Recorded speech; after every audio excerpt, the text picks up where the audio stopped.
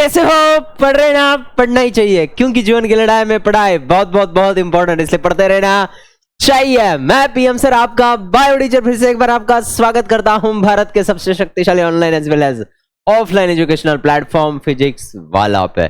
तो मेरे प्यारे साथियों, मेरे प्यारे योद्धाओं, मेरे प्यारे पागलों, जल्दी से यहां पर आपको जुड़ना है, नोटबुक लेना है, पेन लेना है और प्रॉपरली इस लेक्चर को अटेम्प्ट करने बैठना है, क्योंकि एक ही शॉट में आपको पूरा लेक्चर फिनिश करके दे रहे, मतलब पूरा टॉपिक फिनिश करके देने जा रहे हैं बेटा। तो ये बहुत ही इंपॉर्टेंट टॉपिक है, बहुत ही अच्छा टॉपिक है, बहुत ही बढ़िया टॉपिक है, बहुत ही सुंदर टॉपिक है। और बेटा इकोलॉजी का जो भी हमारे सिलेबस का पोर्शन है वो स्कोरिंग माना जाता है। ओके, ये क्या माना जाता है? स्कोरिंग माना जाता है। तो बेटा ये एक स्कोरिंग पार्ट है, एक स्कोरिंग पोर्शन है, जिसके अंदर आपको बहुत अच्छी बातें यहां पर देखने को मिलेगी, आपको यहां पर पढ़ने को मिल सकती है। ओके, तो आई होप ये आपको बहुत अच्छा समझ में आ जाएगा। सो बेटा टॉपिक का नाम है ecosystem and energy flow. So ecosystem and energy flow के अंदर हमें क्या पढ़ना है, हमें क्या पढ़ने का प्रयास करना है, क्या क्या देखना है, इन सभी चीजों के बारे में अपन यहां पे जानने का प्रयास करेंगे भिड़ू। ओके, तो मुझे एक बात बता दो, मजा आएगा ये टॉपिक पढ़ने में? बेटा यहां से लगभग 4 क्वेश्चन आ जाते हैं आपके फाइनल एग्जामिनेशन के अंदर। कितने क्वेश्चन आ जाते हैं बेटा? 4 क्वेश्चन आ जाते हैं। मतलब सीईटी की अगर आप बात करते हो तो सीईटी में भी 4 क्वेश्चन आएंगे, नीट की अगर बात करते हो तो नीट में भी यहां पर बेटा 4 क्वेश्चन आ जाएंगे। तो बहुत ही अच्छा, बहुत ही बढ़िया, बहुत ही शानदार और बहुत ही बेहतरीन सा टॉपिक है जिसका नाम है इकोसिस्टम एंड एनर्जी फ्लो। बेटा एक शॉट में इस लेक्चर को अपन इतना महत्वपूर्ण तरीके से जानने का प्रयास करेंगे कि आपको बहुत ही मजा आएगा, इतना मैं आपको गारंटी के साथ कहता हूं। ओके, तो यहां पर जो टॉपिक है ये आपको यहां पर पता चल रहा है कि क्या है टॉपिक। ओके, तो यहां पर है बेटा इकोसिस्टम। What is ecosystem? ये हमारा यहां पर टॉपिक है। टाइप ऑफ इकोसिस्टम ये है, structure and function of ecosystem, unit of ecosystem and productivity. इन चीजों को हमें यहां पर ध्यान में लेना है। तो सबसे पहले अगर आप बात करोगे बेटा what is ecosystem, biotic factor and abiotic factor, इनके बीच में अगर वहां पे कुछ इंटरेक्शन हो रहा है तो इसको अपन क्या कहते हैं बेटा? इकोसिस्टम कहते हैं। जैसे कि बेटा इकोसिस्टम के अंदर बायोटिक फैक्टर्स होते हैं, जैसे कि बैक्टीरिया है, एनिमल्स है, प्लांट्स है, माइक्रोब्स है। ओके, और एक सिलेक्टेड एरिया के अंदर इनका इंटरेक्शन होना। और अबायोटिक फैक्टर मतलब क्या बेटा? टेम्परेचर है, वाटर है, सॉइल है, स्टोन है, रॉक है। तो बेटा इस अबायोटिक एंड बायोटिक फैक्टर के बीच में कुछ ना कुछ तो रिलेशनशिप है, यहां पर कुछ ना कुछ तो इनके बीच में इंटरेक्शन है। तो इसी को अपन क्या कहते हैं बेटा? इकोसिस्टम कहते हैं। So what is mean by ecosystem? So ecosystem का मतलब है we can observe relationship between biotic and abiotic factor like bacteria, animal, plant, microbes and water, soil, stone, rock and temperature. तो इसे क्या कहा जाता है? इकोसिस्टम कहा जाता है। मतलब एक सेलेक्टेड एरिया के अंदर, ये ऐसा एक सेलेक्टेड एरिया है और इस सेलेक्टेड एरिया के अंदर यहां पे इंटरेक्शन देखने को मिलना, इसी को क्या कहा जाता है बेटा? इकोसिस्टम कहा जाता है। वन सेकेंड बताना, इसको क्या कहा जाता है? इकोसिस्टम यहां पे कहा जाता है। बात क्लियर बेटा? Yes sir no? तो मुझे एक बात बताना, जैसे कि अपन एक बात यहां पर करते हैं, ये एक सेलेक्टेड एरिया है। ये क्या है बेटा? एक सेलेक्टेड एरिया है। इकोसिस्टम का अर्थ मैं आपको समझा रहा हूं। तो फर्स्ट ऑफ ऑल अपन इसको कहेंगे एक सेलेक्टेड एरिया।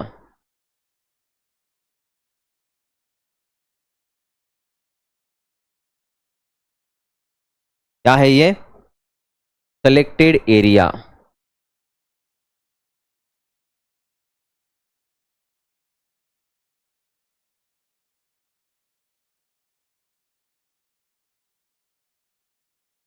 ओके, अब इस सेलेक्टेड एरिया के अंदर अलग अलग चीजें होंगी, जैसे कि बेटा प्लांट्स भी होंगे।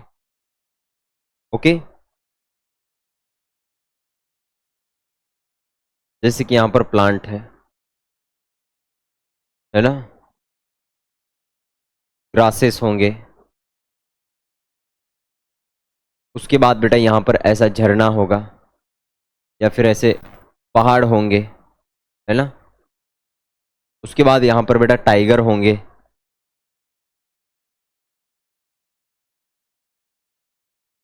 उसके बाद यहाँ पे बेटा स्टोन होंगे,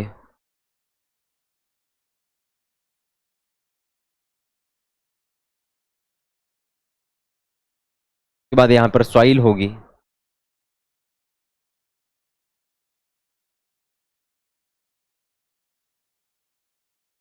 और यहाँ पर वाटर भी होगा।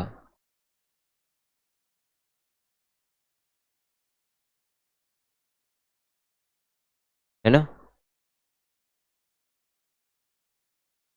तो एक सिलेक्टेड एरिया है बेटा, यहां पर अलग अलग चीजें हैं, जैसे कि आपको यहां पर देखने को मिल रहा है, ये रॉक है, ये यहां पर रिवर है, यानी कि बेटा इसको अपन वाटर बॉडी कह सकते हैं, मतलब ये वाटर है, ये प्लांट है, ये ग्रास है, ये सॉइल है, ये यहां पर स्टोन है, उसके बाद ये यहां पर टाइगर है, या फिर ये ग्रासेस है,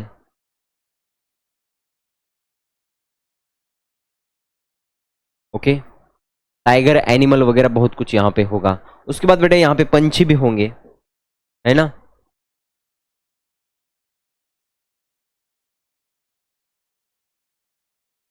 बचपन में आप ऐसे ही डायग्राम ड्रॉ करते थे, यानी कि बेटा ये बर्ड्स है।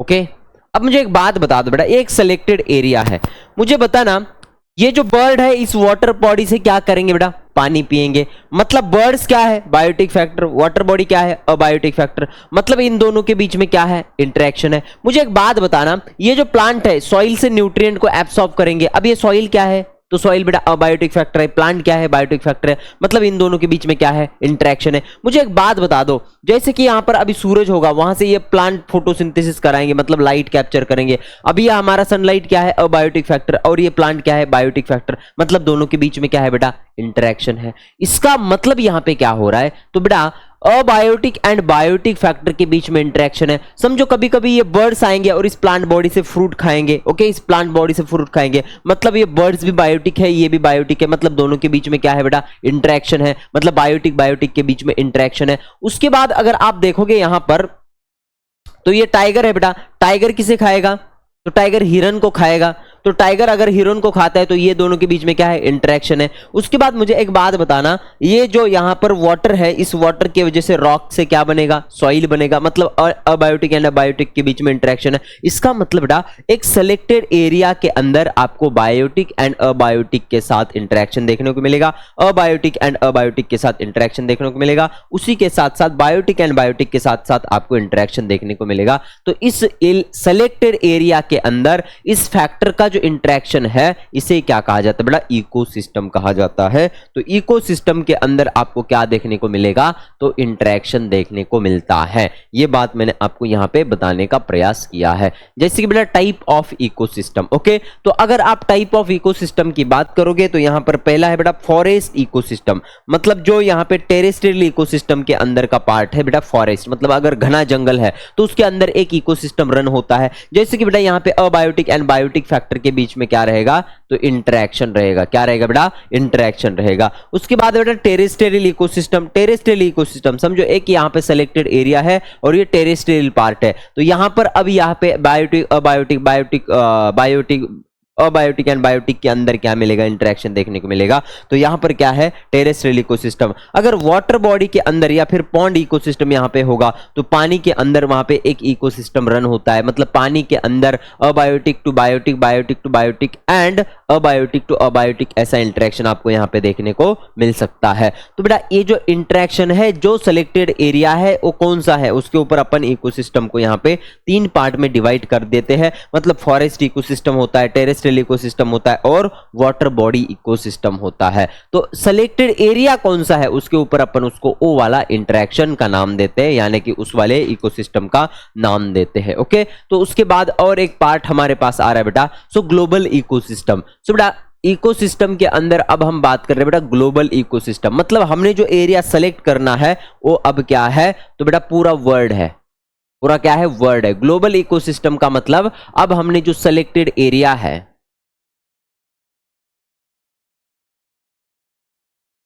जो सेलेक्टेड एरिया है वो क्या है बेटा, हमारी अर्थ है। वो क्या है बताना एक बार, अर्थ है। तो अर्थ को ही हमने अब यहां पे सेलेक्टेड एरिया माना, तो बेटा उसको अपन क्या कहेंगे, global ecosystem. So global ecosystem broadly divided into two parts, terrestrial ecosystem and aquatic ecosystem. One second बताना क्या क्या है, टेरेस्ट्रियल इकोसिस्टम और दूसरा क्या है बेटा, एक्वेटिक इकोसिस्टम है। अब टेरेस्ट्रियल इकोसिस्टम का मतलब क्या होता है, इसके अंदर का क्या क्या आएगा, forest ecosystem and desert ecosystem. Forest ecosystem and desert ecosystem is the part of terrestrial ecosystem. Terrestrial का मतलब बेटा लैंड, मतलब जहां पे जमीन की बात आती है, तो जो जमीन के ऊपर इकोसिस्टम रन होते हुए आपको दिखेगा वो बेटा फॉरेस्ट भी है और डेजर्ट भी है। सो टेरेस्ट्रियल इकोसिस्टम के अंदर फॉरेस्ट एंड डेजर्ट है। दूसरा बेटा एक्वेटिक इकोसिस्टम, मतलब पानी के अंदर जो इकोसिस्टम रन होती हुई दिखाई देगी उसको अपन क्या कहते हैं, एक्वेटिक इकोसिस्टम। इसके अंदर बेटा होगा pond ecosystem, river ecosystem, lake ecosystem and ocean ecosystem. So these are the aquatic ecosystem, क्योंकि पॉन्ड में भी पानी होता है, रिवर, ये लैक, ओशियन सब कुछ यहाँ पे वाटर बॉडीज है, इसलिए बेटा इसको कहा जाता है एक्वेटिक इकोसिस्टम। तो मैंने आपको एक बात बता दी है, सेलेक्टेड एरिया अगर अर्थ है तो उसको अपन कहेंगे ग्लोबल इकोसिस्टम। सो बेटा अर्थ के ऊपर दो चीजें हैं, आपको पता है बेटा, पानी और जमीन है। तो बेटा पानी कितना है, तो आप सब जानते हो बेटा 73% वाटर है, और यहाँ पे बचा हुआ जो 23% यहाँ पे है वो लैंड वाला पार्ट है। तो फॉरेस्ट इकोसिस्टम, डेजर्ट इकोसिस्टम यहाँ पे आएगा, और एक्वेटिक इकोसिस्टम के अंदर पॉन्ड, रिवर, लेक और ओशियन ऐसी यहाँ पर वाटर बॉडीज आ जाएगी। सो बेटा इकोसिस्टम जो है फिर एक बार यहाँ पे दो पार्ट में अपन डिवाइड करते हैं, ये अलग वाला केस है। ओके बेटा, ये डिवाइड करने का अलग केस है, मतलब इसके अंदर जो डिवीजन हो रहा है वो अलग पद्धति से हो रहा है। सो बेटा इस इकोसिस्टम के अंदर दो चीजें, पहली है बेटा नेचुरल इकोसिस्टम और दूसरी क्या है, आर्टिफिशियल इकोसिस्टम। वन सेकेंड बताना क्या क्या है, नेचुरल इकोसिस्टम और दूसरा क्या है, आर्टिफिशियल इकोसिस्टम। सो बेटा नेचुरल इकोसिस्टम का मतलब क्या है, the type of ecosystem in which there is no input of human being. अगर उसके अंदर ह्यूमन बीइंग का कोई भी रोल नहीं है और वो नेचुरल इकोसिस्टम रन हो रहा है, जो इंटरेक्शन है biotic to biotic, biotic to abiotic and abiotic to abiotic, वो बेटा नेचुरली वहां पर इंटरेक्शन देखने को मिल रहा है एक सिलेक्टेड एरिया में, और उसके अंदर कोई भी ह्यूमन बीइंग का इनपुट्स नहीं है, मतलब इंटरफियरेंस नहीं है, तो उसको अपन कहते हैं नेचुरल इकोसिस्टम। ओके, तो ऐसी कौन सी इकोसिस्टम है, इसके एग्जांपल यहां पे बताया है, फॉरेस्ट इकोसिस्टम। बेटा फॉरेस्ट जब बनता है, जंगल बनता है, तो वो अपने आप बनता है, नेचुरली बनता है, उसमें कोई मतलब इंसान का इनपुट्स होता है क्या, नहीं। समझो अभी यहाँ पे घना जंगल है, ओके ओके, अपने इंडिया में भी कोई वहां पे घने घने जंगल से, तो वो ह्यूमन ने बनाया है क्या, नहीं, वो नेचुरली बन चुके, मतलब forest ecosystem is the example of natural ecosystem. दूसरा है बेटा सी इकोसिस्टम, समुंदर। अब समुंदर अपन बना सकते हैं कि बेटा, नहीं, तो वो तो नेचुरली बनाया है, वो तो गॉड क्रिएशन है। तो बेटा मुझे एक बात बताना, ये भी क्या है, example of natural ecosystem. Pond ecosystem, pond कभी इंसान बनाते हैं क्या बेटा, नहीं बनाते, तो ये भी है। उसके बाद रिवर के अंदर जो इकोसिस्टम रन होता है वो भी क्या है, यहां पर नेचुरल इकोसिस्टम है। दूसरा है आर्टिफिशियल इकोसिस्टम, मतलब इसके अंदर अब इंटरफियरेंस, मतलब इनपुट्स होंगे ह्यूमन बीइंग के। ओके, मतलब ये मैनमेड होगा। So there is a input of human being, ऐसा इकोसिस्टम जहां पे ह्यूमन बीइंग के क्या है, इनपुट से, मतलब उसके अंदर इंटरफेरेंस है, उसे क्या कहा जाता है, आर्टिफिशियल इकोसिस्टम कहा जाता है। और इसके अंदर एग्जांपल है बेटा फिश टैंक। क्या है, फिश टैंक, जिसको अपन एक्वेरियम कहते हैं। क्या कहते हैं बताना एक बार, एक्वेरियम कहते हैं। अगर आपके घर में शोपीस है एक्वेरियम का, जिसको अपन फिश टैंक कहते हैं, तो उसके अंदर फिश अपन छोड़ते हैं, पानी अपन ही छोड़ते हैं, फिर खराब होने के बाद उस पानी को अपन बदल भी देते हैं, उस वाटर को अपन रिप्लेस करते हैं फ्रेश वाटर से। उसके अंदर बेटा उनको खाने के लिए अपन ऊपर से वहां पे फीडिंग करते हैं, मतलब ऊपर से दाने वगैरह कुछ तो उनको खाने के लिए डालते हैं। इसका मतलब वहां पे जो इंटरेक्शन है उसके अंदर इनपुट्स ह्यूमन बीइंग के हैं, मतलब पानी हम चेंज करते हैं, उसके अंदर जो मछली है, फिश है, उसको हमने छोड़ा है, उसके बाद उसके ऊपर से खाना अपन डालते, मतलब वहां पे एक इकोसिस्टम रन हो रहा है, मतलब फिश और वाटर, बायोटिक एंड अबायोटिक, इसके बीच में क्या है, वहां पे इंटरेक्शन है। अपन ऊपर से फूड डाल रहे, वो खा रहे, ये भी क्या है, एक इंटरेक्शन है। मतलब एक सेलेक्टेड एरिया है एक्वेरियम, उसके अंदर एक इकोसिस्टम रन हो रहा है, लेकिन उसके अंदर इनपुट्स किसके हैं, ह्यूमन बीइंग के हैं। तो ये बात आपको यहां पर ध्यान में रखनी है। उसके बाद है फील्ड, क्रॉप फील्ड। जो अपन खेत में कोई भी फसल वहां पे लगाते हैं, जैसे कि किसान है बेटा, हमारा खेत है, तो उस खेत के अंदर जो अपन फसल उगाएंगे, उसके बाद वहां पे फसल उग रहा है, मतलब बेटा सॉइल और उस क्रॉप का इंटरेक्शन है। उसके बाद बेटा वहां पे पंछी आएंगे दाना खाने के लिए। ओके बेटा, छोटे छोटे वहां पे पंछी आ जाते हैं, चिड़िया आ जाती है, वहां से उनका फूड आता है। मतलब वहां पे भी क्या हो रहा है, एक इकोसिस्टम रन हो रहा है। लेकिन उस फील्ड के ऊपर जो वहां पे बीज है वो हमने बोए हैं, वहां पे जो क्रॉप हुआ है, क्रॉप आए हैं, वो हमारे वजह से आए, हमने उसको बोया है। इसका मतलब वहां पे इनपुट्स किसके, ह्यूमन बीइंग के। सो बेटा crop field is also example of artificial ecosystem. So बेटा ह्यूमन बीइंग के इनपुट्स होंगे या नहीं होंगे, इसके ऊपर इकोसिस्टम को अपन दो पार्ट में डिवाइड कर सकते हैं। पहला है यहां पर नेचुरल इकोसिस्टम और दूसरा क्या है, आर्टिफिशियल इकोसिस्टम। तो ये बात आपको यहां पर ध्यान में रखनी है। आपको कभी कभी क्वेश्चन आ जाता है बेटा, ये जो स्लाइड है ना, ये एमसीक्यू की स्लाइड है। आज के इस लेक्चर में पूरे एमसीक्यू मैं यहाँ पे कवर करने जा रहा हूँ। सो बेटा आज का ये लेक्चर जो बनेगा एक 1.5 घंटे का बनेगा। इसके अंदर पूरे टॉपिक की आइडिया आपके पास आएगी और आपके सभी एमसीक्यू सॉल्व होने में मदद होने वाली है। तो लास्ट तक बेटा इस लेक्चर के साथ आपको बने रहना है। पॉइंट टू पॉइंट पढ़ाऊंगा, ज्यादा कुछ अलग से नहीं बताऊंगा, जो इंपॉर्टेंट है उतना ही पार्ट कवर करवाऊंगा। ये लेक्चर अगर आप करते हो तो इसके बाहर आपका क्वेश्चन नहीं जाएगा, बस इतनी गारंटी मैं आपको दे रहा हूं।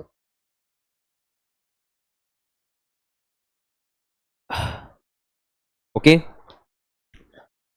चलो बेटा, नेक्स्ट है स्पिटल पैटर्न। ओके बेटा, स्पिटल पैटर्न के अंदर अपन दो चीजें देखते हैं बेटा। तो स्पिटल पैटर्न के अंदर दो चीजें, अब डेफिनेशन भी होता है बेटा स्पिटल पैटर्न का, ये आपको बोर्ड में पूछा जा सकता है, आपके बुक में है, एक बार उस डेफिनेशन को आप देख लेंगे। ओके, मैं एमसीक्यू वाला पार्ट यहां पे कवर करने का प्रयास कर रहा हूं। सो बेटा स्पिटल पैटर्न का मतलब है जो सेलेक्टेड एरिया है, जो सेलेक्टेड इकोसिस्टम है, उसको अपन किस प्रकार से डिवाइड करते हैं। ओके बेटा, उसके अंदर आप हमें क्या करना है, पार्टीशन करना है। तो इसी प्रक्रिया को क्या कहा जाता है बेटा, स्पिटल पैटर्न कहा जाता है, स्पैटियल पैटर्न कहा जाता है इसको। ओके, और स्पैटल पैटर्न बेटा दो प्रकार का होता है, पहला है स्ट्रैटिफिकेशन और दूसरा है जोनेशन। तो बेटा लास्ट में TION आ रहा है, मतलब ये क्या है, एक प्रक्रिया है। ये क्या है बताना, एक प्रक्रिया है। लास्ट में जब TION आता है मतलब ये एक प्रोसेस होता है। तो स्ट्रैटिफिकेशन के अंदर अपन सेलेक्टेड इकोसिस्टम को वर्टिकल मैनर के अंदर यहां पे सेपरेशन करते हैं। तो वर्टिकल मैनर में क्या होगा, सेपरेशन होगा। और दूसरा है बेटा यहां पे जोनेशन। जोनेशन के अंदर अपन उस इकोसिस्टम को हॉरिजॉन्टल मैनर में क्या करते हैं, तो सेपरेट करने का प्रयास करते हैं। सो बेटा डिस्ट्रीब्यूशन यानी कि बेटा separation of ecosystem in vertical manner nothing but the stratification and separation of given ecosystem in horizontal manner nothing but the zonation। तो बेटा जोनेशन के अंदर आपको याद रखना है हॉरिजॉन्टल मैनर, और स्ट्रैटिफिकेशन में आप याद रखेंगे बेटा वर्टिकल मैनर। क्या याद रखेंगे बताना एक बार, वर्टिकल मैनर, ऐसा आप यहां पे याद रखने वाले हो। तो सबसे पहला स्ट्रैटिफिकेशन इन फॉरेस्ट।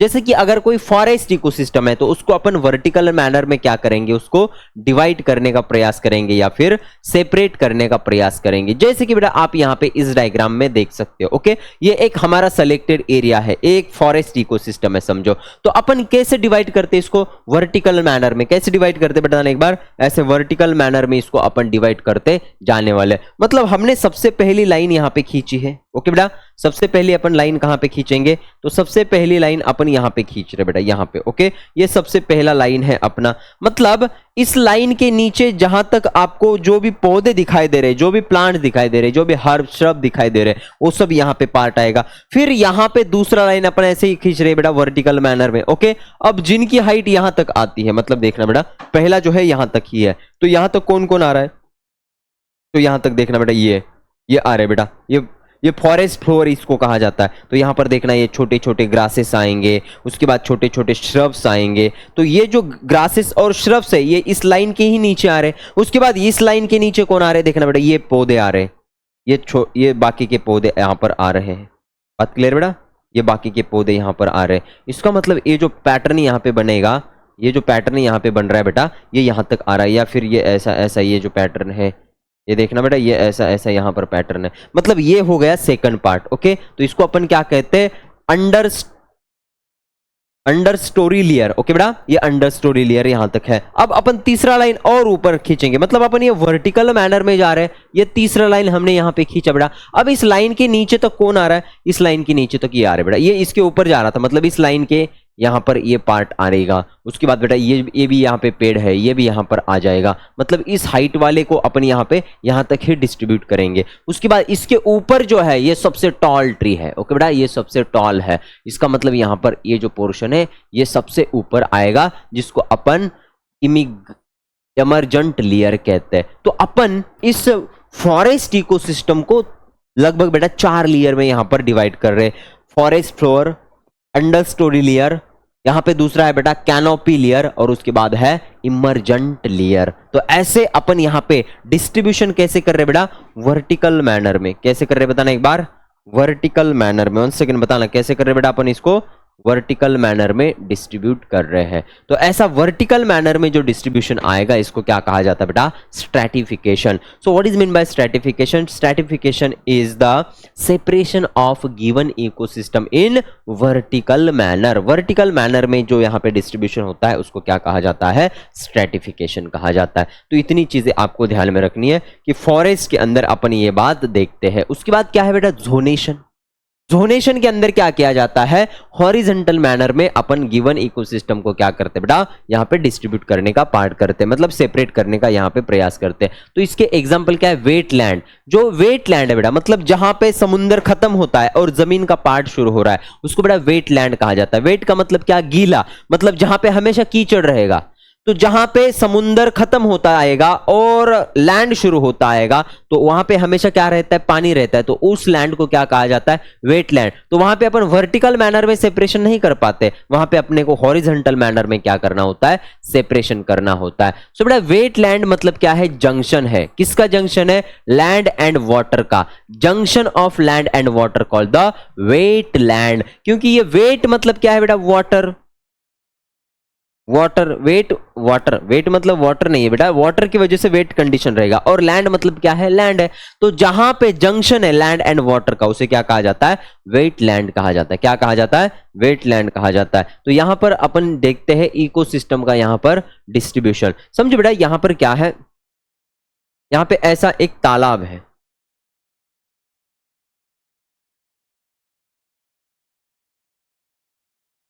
ओके, और इसके अंदर पूरा पानी भरा हुआ है।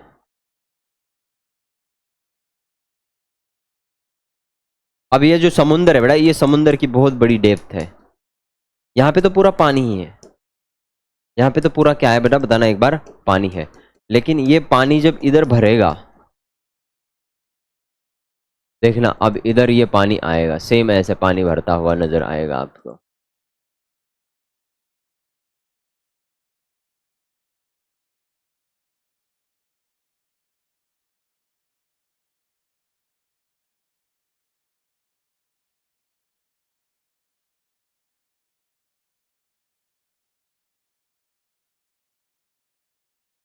ओके, तो मुझे एक बात बताना, ये इधर क्या है पूरा, इसको अपन क्या कहेंगे बेटा, वाटर बॉडी।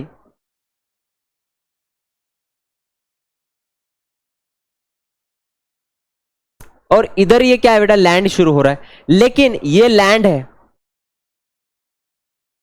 और ये वाटर है, मतलब जहां पे वाटर बॉडी खत्म होता आएगा और लैंड शुरू होता है तो यहां पर ये जो सिलेक्टेड एरिया है इसको क्या कहा जाता है, वेटलैंड कहा जाता है। क्या कहा जाता है, वेटलैंड कहा जाता है। तो इस वेटलैंड के पास जो वहां पे इकोसिस्टम होगा उसका डिस्ट्रीब्यूशन अपन कैसे कर सकते हैं, तो बेटा हॉरिजॉन्टल मैनर में। मतलब यहां पे अपन क्या देखते हैं, तो यहां पर अपन जोनेशन वाला पार्ट देखते हैं। यहां पर अपन कौन सा पार्ट देखते हैं बताना एक बार, जोनेशन वाला पार्ट देखते हैं। तो यहां तक की बात आपको यहां पे समझनी चाहिए। उसके बाद बेटा इकोसिस्टम के यूनिट क्या है, इकोसिस्टम के यूनिट्स है। तो इकोसिस्टम के कुछ अलग अलग यूनिट्स है बेटा। उस इकोसिस्टम को अपन कैलकुलेट करने के लिए जैसे कुछ अलग अलग प्रक्रिया मानते हैं, जानते हैं, तो उसको इकोसिस्टम यूनिट कहा जाता है। तो इकोसिस्टम के अंदर जो यूनिट्स है उस यूनिट्स की चर्चा अपन यहां पे करने का प्रयास कर रहे हैं। तो सबसे पहला जो इकोसिस्टम का यूनिट है उसे क्या कहा जाएगा? तो सबसे बेसिक यूनिट है बेटा इसका प्रोडक्टिविटी। क्या है बताना एक बार? प्रोडक्टिविटी। वन सेकेंड बता दो क्या है यहां पर? प्रोडक्टिविटी। तो सबसे बेसिक यूनिट जो है वो है बेटा प्रोडक्टिविटी। उसके बाद दूसरा है बेटा डीकंपोजिशन। क्या है बताना एक बार? डीकंपोजिशन। उसके बाद तीसरा है बेटा न्यूट्रिएंट साइकिल और उसके बाद चौथा है बेटा एनर्जी फ्लो। तो इस प्रकार से आपको देखने हैं हमारे इकोसिस्टम के यूनिट्स। ओके बेटा, यूनिट ऑफ इकोसिस्टम। तो सबसे बेसिक और यहाँ पे प्राइमरी इकोसिस्टम का यूनिट क्या है? प्रोडक्टिविटी। मतलब यूनिट मतलब इकोसिस्टम को अगर रन होना है तो सबसे पहले तो वहां पे प्रोड्यूसर चाहिए जिसकी प्रोडक्टिविटी अपन देखते हैं। उसके बाद है बेटा डीकंपोजिशन, उसके बाद है बेटा न्यूट्रिएंट साइकिल और उसके बाद क्या है? Energy flow. ये चार ही टॉपिक हमें इस पूरे टॉपिक में पढ़ने हैं। तो बेटा यहाँ चार टॉपिक से कम 2-3 एमसीक्यू तो आ ही सकते हैं। तो बेटा प्रोडक्टिविटी के ऊपर एक एमसीक्यू बनता है, मतलब बनता है। डीकंपोजिशन के ऊपर एक एमसीक्यू बनता है, मतलब बनता है। न्यूट्रिएंट साइकिल के ऊपर एक एमसीक्यू और एनर्जी फ्लो के ऊपर एक एमसीक्यू। तो इसी प्रकार से इस टॉपिक से आपको फाइनल एग्जाम में देखने को मिलेंगे 4 एमसीक्यू। तो यहाँ पे एक एमसीक्यू बनेगा, यहाँ पे एक एमसीक्यू बनेगा, बनता है मतलब यहां से बनता है बेटा, यहां से एक एमसीक्यू बनेगा और यहाँ पे बेटा एक एमसीक्यू बनेगा। चाहे फिर आपका ये नीट एग्जाम हो, चाहे फिर आपका ये सीटी एग्जाम हो। ओके, तो इस 4 बीट से 4 एमसीक्यू आते हैं फाइनल में। और एक आध अगर एमसीक्यू बना तो स्ट्रेटिफिकेशन और जोनेशन पे आते हैं। उसके पहले का पार्ट यहां पे नहीं पूछा जाता है। तो पहला पार्ट है बेटा प्रोडक्टिविटी। प्रोडक्टिविटी का मतलब क्या है बेटा? आफ्टर फोटोसिंथेसिस प्रोड्यूसर जो वहां पे फूड बनाते हैं उसे क्या कहा जाता है बेटा? प्रोडक्टिविटी कहा जाता है। सो प्रोडक्टिविटी कहां पे देखने को मिलता है बेटा? तो प्रोडक्टिविटी ये हमें प्लांट के पास देखने को मिलता है। यानी कि बेटा प्रोडक्टिविटी हम प्रोड्यूसर के पास देखते हैं। ओके, प्रोड्यूसर के पास देखते हैं। प्रोड्यूसर मतलब यानी कि बेटा प्लांट, मतलब जहां पे क्या होता हो? फोटोसिंथेसिस। यानी कि बेटा प्रोडक्टिविटी अपन किसके पास देखते हैं बेटा? एटोट्रॉफ।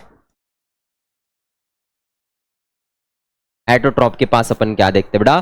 प्रोडक्टिविटी को देखते हैं। उसी के साथ साथ अपन और एक यहां पे चर्चा करने का प्रयास कर रहे हैं कि प्रोडक्टिविटी क्या है। तो बेटा एटोट्रॉफ्स के पास अपन यहां पे देखते हैं। तो फोटोसिंथेसिस के बाद जो प्रोड्यूसर वहां पे फूड बनाएंगे उसी को अपन क्या कहते हैं बेटा? प्रोडक्टिविटी कहते हैं। तो ये बात मैं आपको सिंपली बता रहा हूं। ओके, सो यहां पर आप देखोगे ये क्या है? प्लांट बॉडी है, यानी कि ये क्या है बेटा? एटोट्रॉफ से। अब ये जो प्लांट बॉडी है ये किसी से फूड लेते हैं क्या? नहीं। ये क्या करेंगे? सोलार एनर्जी को एब्सॉर्ब करेंगे। मतलब बेटा जो सन से एनर्जी निकलती है जिसको अपन लाइट कहते हैं बेटा, तो ये क्या करेंगे? लाइट को लेंगे। उसके बाद सॉइल से ये क्या करेंगे बेटा? वाटर को एब्सॉर्ब करेंगे। और बेटा एटमॉस्फेयर से क्या लेंगे? CO2 लेंगे। तो बेटा वाटर, CO2 एंड सनलाइट, इसके माध्यम से ये प्लांट बॉडी क्या करेगी? फूड मटेरियल बनाएगी। क्या बनाएगी बताना एक बार? फूड मटेरियल बनाएगी, जिसको अपन शुगर कहते हैं। क्या कहते हैं बताना एक बार? शुगर कहते हैं। अब ये जो शुगर है ये बेटा इस प्लांट बॉडी से क्या होगा? यूज हो जाएगा। और कुछ अमाउंट ऑफ यहां पे ऑक्सीजन क्या होता है? फिर एटमॉस्फेयर में O2 भी क्या होता है? रिलीज किया जाता है। तो यहां पर इसी को कहा जाता है फोटोसिंथेसिस। और फोटोसिंथेसिस के बाद इनके बॉडी के अंदर क्या बनेगा? तो फूड मटेरियल बनेगा। वंस अगेन बता दो क्या बनेगा? तो फूड बनेगा। तो ये जो फूड बन रहा है यही इसकी क्या है? प्रोडक्टिविटी है। फिर प्रोडक्टिविटी को अपन net primary productivity and gross productivity यहां पर अपन कहते हैं। सो बेटा यहां पर जो बनी है इसको क्या कहा जाता है? Primary productivity. क्या कहा जाता है? Primary productivity. तो बेटा प्लांट है जो कि एटोट्रॉफ्स है, इनके अंदर एबिलिटी होती है कि लाइट के प्रेजेंस में वाटर और CO2 के माध्यम से ये क्या बनाते हैं? फूड बनाते हैं। तो ये फूड मतलब क्या है? इसकी प्रोडक्टिविटी है। और कुछ अमाउंट ऑफ फूड अब इसके खुद के एक्टिविटी के लिए खर्च होता है। मतलब मुझे बताओ, इस प्लांट के अंदर रेस्पिरेशन हो रहा, उसके बाद मेटाबॉलिज्म हो रहा है, उसके बाद उसके अंदर खुद के लिए लाइफ प्रोसेस कैरी होती है, उसके लिए कुछ एनर्जी खर्च होती है, उसको रेस्पिरेटरी लॉस कहा जाता है। सो बेटा जो भी प्रोड्यूस हुआ है उसके अंदर से जो रेस्पिरेटरी लॉस हुआ है वो छोड़ के जो बचता है उसको कहा जाता है बेटा नेट प्राइमरी प्रोडक्टिविटी। क्या कहा जाता है? नेट प्राइमरी प्रोडक्टिविटी कहा जाता है। तो ये कॉन्सेप्ट आपको आगे पता चलेगा। सो प्रोडक्टिविटी का जो कॉन्सेप्ट है अपन कहां पे देखते हैं बेटा? प्लांट के पास देखते हैं, यानी कि ये प्रोड्यूसर के पास देखते हैं, यानी कि ये फोटोसिंथेसिस के पास देखते हैं, यानी कि ये एटोट्रॉफ्स के पास देखते हैं। ओके, तो ये प्रोडक्टिविटी का कॉन्सेप्ट अपन वहां पे लगाते हैं। सो मुझे एक बात बताना, अब यहाँ पे ये जो पोर्शन है ये देखना, यहां पर मैं आपको बता रहा हूं, फिर से एक बार डायग्रामेटिक रिप्रेजेंटेशन के साथ ये बता रहा हूं। तो मुझे एक बात बता दो, ये क्या है? प्लांट है।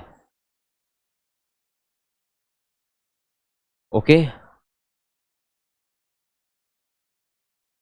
ये क्या है? प्लांट बॉडी है।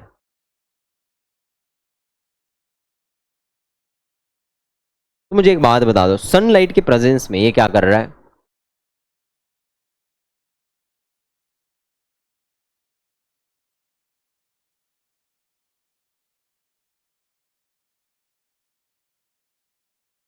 तो सनलाइट की प्रेजेंस में ये क्या कर रहा है बेटा? यहां से वाटर ले रहा है,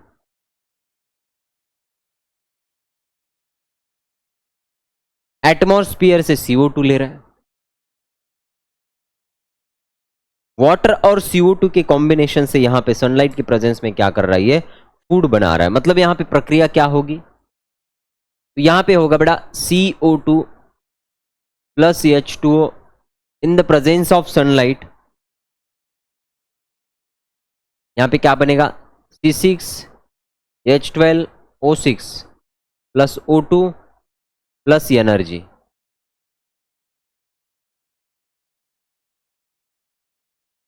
सॉरी, वाटर बनेगा, है ना।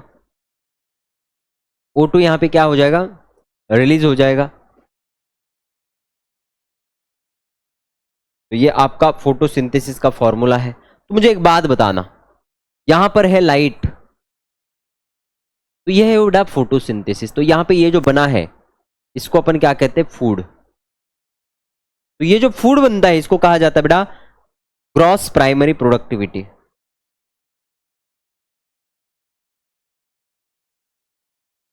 Gross primary productivity. ओके, इसको शॉर्ट में अपन GPP लिखते। क्या लिखते बेटा? GPP। यहां पे आपको नेक्स्ट पार्ट में दिया है, तो इसको लिखा जाता है बेटा GPP। ओके, उसके बाद मुझे एक बात बताओ, अब जितना भी फूड मटेरियल बना है उसमें से कुछ अमाउंट ऑफ फूड मटेरियल ये प्लांट बॉडी खुद के मेटाबॉलिक एक्टिविटी के लिए यूज करेगा, तो उसे कहा जाता है बेटा रेस्पिरेटरी लॉस। ये R क्या है?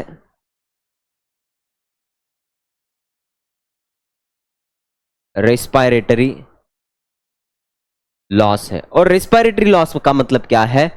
अमाउंट ऑफ एनर्जी और amount of food utilized by plant for their own metabolic activity, इसको कहा जाता है रेस्पिरेटरी लॉस। तो जितना पूरा बना है उसमें से जो प्लांट बॉडी अपने लिए खर्च करेगा वो माइनस करेंगे, तो बाकी जो बचता है वो इसके ऊपर फीड होने वाले नेक्स्ट ट्रॉपिक लेवल के लिए बचता है। मतलब जो फूड हम खाते हैं तो वो फूड क्या है? नेट प्राइमरी प्रोडक्टिविटी है। समझो बेटा, आपने आम के पेड़ से आम खाए, तो आम के पेड़ से जो आम खाए मतलब आपने नेट प्राइमरी प्रोडक्टिविटी खाया, क्योंकि उसने कुछ अमाउंट ऑफ एनर्जी अपने लिए खर्च किया होगा, उसके बाद जो उसने स्टोर करके रखा है वो क्या है? नेट प्राइमरी प्रोडक्टिविटी है। सो बेटा, जो अब फाइनल इसके बॉडी के अंदर बचा है, जो फाइनल इसके बॉडी के अंदर बचा है, इसको कहा जाता है नेट प्राइमरी प्रोडक्टिविटी। और नेट प्राइमरी प्रोडक्टिविटी का मतलब है जितना टोटल बना था, मतलब GPP gross primary productivity minus respiratory loss. तो अपन यहां पे नेट प्राइमरी प्रोडक्टिविटी को कुछ इस प्रकार से लिखने का प्रयास करते हैं। तो बेटा नेट प्राइमरी प्रोडक्टिविटी क्या होती है?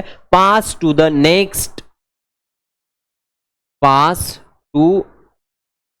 Next trophic level. Okay, next trophic level के लिए ये जो एनर्जी पास होती है वो नेट प्राइमरी प्रोडक्टिविटी होती है। बेटा बात क्लियर है? ये सॉर्नो, चलो मतलब इसको और एक बार डायग्रामेटिक फॉर्म में अपन यहां पे देखते। देखना बेटा, ये प्लांट बॉडी है।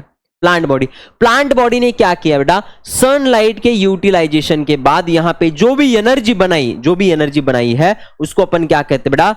यहां पर ग्रॉस प्राइमरी प्रोडक्टिविटी। क्या कहते हैं बताना एक बार? ग्रॉस प्राइमरी प्रोडक्टिविटी कहते हैं। 1 सेकंड बता दो क्या कहते हैं? Gross primary productivity. मतलब after utilization of solar energy, water and CO2, amount of food material produce inside the plant body, this is called the gross primary productivity. और जिसको अपन क्या कहते हैं? फोटोसिंथेसिस के दौरान बनी है। उसके अंदर कुछ amount of energy plant body खुद के लिए यूटिलाइज करेगी, उसको क्या कहा जाता है? Energy loss. तो बेटा यहां पर क्या है? एनर्जी लॉस है। एनर्जी लॉस जिसको अपन R से दिखाते हैं, energy used by cellular work, मतलब मेटाबॉलिज्म के लिए, तो ये है बेटा कैपिटल R। सो बेटा अभी जो इसके बॉडी में बायोमास बचता है ये आर जाने के बाद वो क्या होगा, net primary productivity. So energy stored as a biomass, तो जो इसके बॉडी में अब बायोमास स्टोर हो रहा है उसको क्या कहा जाता है, एनपीपी। तो एनपीपी को अपन कैसे लिख सकते हैं, NPP net primary productivity is equal to gross primary productivity minus R. R का मतलब बेटा रेस्पिरेशन लॉस, रेस्पिरेशन लॉस। बात क्लियर है? तो ये बात आपको यहां पे प्रॉपरली ध्यान में रखनी है, क्योंकि इसके ऊपर आपको हमेशा एमसीक्यू पूछे जाते हैं। Are you getting? यस और नो? तो ये हमारा हो गया बेटा प्रोडक्टिविटी का कॉन्सेप्ट क्लियर। अब प्रोडक्टिविटी जो होती है बेटा, प्राइमरी प्रोडक्टिविटी मतलब इसके बॉडी में कितना अमाउंट ऑफ एनर्जी बनेगा, प्राइमरी प्रोडक्टिविटी। ओके बेटा, अब यहां पे जो बनी है इसको क्या कहते हैं, नेट प्राइमरी प्रोडक्टिविटी। तो ये जो प्राइमरी प्रोडक्टिविटी है, ये प्लांट कितना एनर्जी बनाएगा, मतलब कितना फूड मटेरियल बनाएगा, कितना बायोमास बनेगा, इसके लिए कुछ फैक्टर्स डिपेंड करते हैं, इसके लिए कुछ फैक्टर्स वहां पे रिस्पॉन्सिबल है। तो उस फैक्टर की बात करते हैं। मुझे बताओ, अगर प्लांट छोटा होगा तो ज्यादा बायोमास बनेगा क्या? नहीं। मतलब ये फोटोसिंथेटिक फूड ज्यादा बनाएगा क्या? नहीं बनाएगा। अगर प्लांट बहुत बड़ा है तो उसके बॉडी में फोटोसिंथेसिस ज्यादा होगा, फोटोसिंथेसिस ज्यादा होगा मतलब फूड मटेरियल ज्यादा स्टोर हो जाएगा। समझो अगर ये प्लांट है, प्रॉपर वहां पे सॉइल नहीं है, फर्टाइल सॉइल नहीं है, तो इस प्लांट की ग्रोथ प्रॉपर हो रही है क्या? नहीं। मतलब यहाँ पे बायोमास प्रॉपर बन रहा है क्या? नहीं बन रहा है। मतलब सॉइल कॉम्पोजिशन भी मैटर करता है। समझो बेटा सूरज ही नहीं आया, कुछ दिन सूरज ही नहीं निकला, तो फोटोसिंथेसिस हो पाएगा क्या? नहीं हो पाएगा। मतलब बायोमास बनेगा क्या? नहीं बनेगा। मतलब यहाँ पे सूरज की रोशनी भी प्रॉपर होनी चाहिए, मतलब सनलाइट का एक्सपोजर प्रॉपरली होना चाहिए। समझो बेटा इसको टेम्परेचर ही प्रॉपर नहीं मिला, तो इसके अंदर प्रोडक्टिविटी बढ़ेगी क्या? नहीं बढ़ेगी। समझो इसको न्यूट्रिएंट नहीं मिले तो प्रोडक्टिविटी बढ़ेगी क्या? नहीं बढ़ेगी। इसको लाइट नहीं मिला तो प्रोडक्टिविटी बढ़ेगी क्या? नहीं बढ़ेगी। इसका साइज कम है तो प्रोडक्टिविटी बनेगी क्या? नहीं बनेगी। प्रोडक्टिविटी तब बनेगी जब इसके पास फोटोसिंथेसिस होगा। तो फोटोसिंथेसिस के लिए समझो वाटर ही अवेलेबल नहीं है, तो फोटोसिंथेसिस होगा नहीं, मतलब इसकी प्रोडक्टिविटी क्या हो जाएगी? कम हो जाएगी। वाटर अच्छा खासा अवेलेबल है तो इसकी प्रोडक्टिविटी बढ़ जाती है। तभी तो बेटा गांव में जो किसान लोग हैं, अगर बारिश नहीं होती है तो वो बड़े चिंतित होते हैं कि पानी नहीं आएगी तो फसल नहीं आएगी। फसल नहीं मतलब क्या है? प्रोडक्टिविटी घट रही है। तो ये बात आपको यहां पर ध्यान में रखनी है। सो बेटा primary productivity that is the GPP depend upon gross primary productivity, मतलब प्लांट बॉडी के अंदर कितना फोटोसिंथेसिस होगा, ये क्या डिपेंड करता है। ओके, तो यहां पर सबसे पहला फैक्टर बताया जा रहा है plant species in particular area. कौन से एरिया में वो प्लांट है उसके ऊपर क्या होता है, उसकी प्रोडक्टिविटी, मतलब ग्रॉस प्राइमरी। बेटा gross primary productivity nothing but rate of photosynthesis.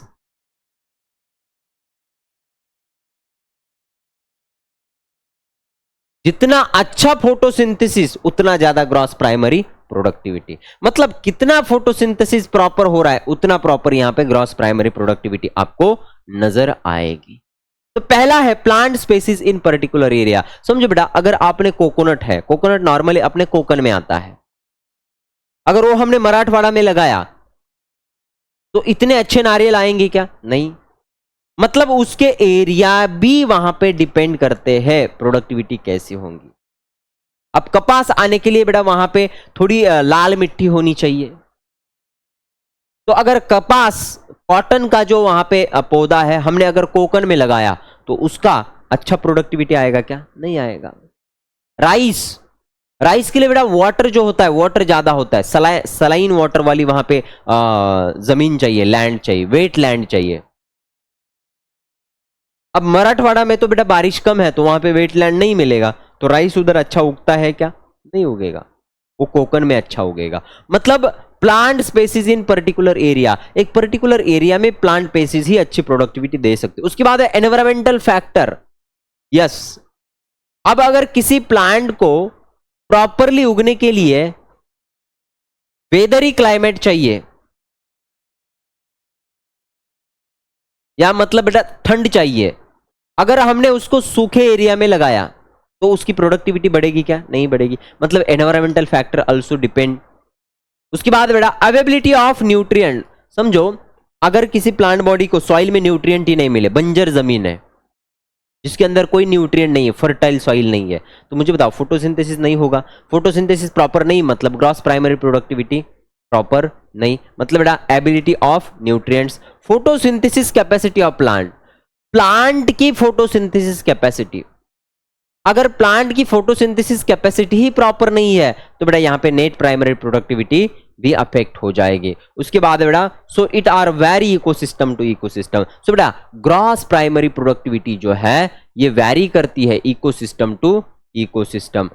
जो इकोसिस्टम प्रॉपर है वहां पे नेट प्राइमरी प्रोडक्टिविटी अच्छी दिखेगी, जहां पे नहीं है वहां पे ग्रॉस प्राइमरी प्रोडक्टिविटी इतनी अच्छी देखने को नहीं मिलेगी। बात क्लियर? यस और नो? समझ में आया? ओके चलो बेटा आगे बढ़ते हैं। नेक्स्ट बेटा सेकेंडरी प्रोडक्टिविटी।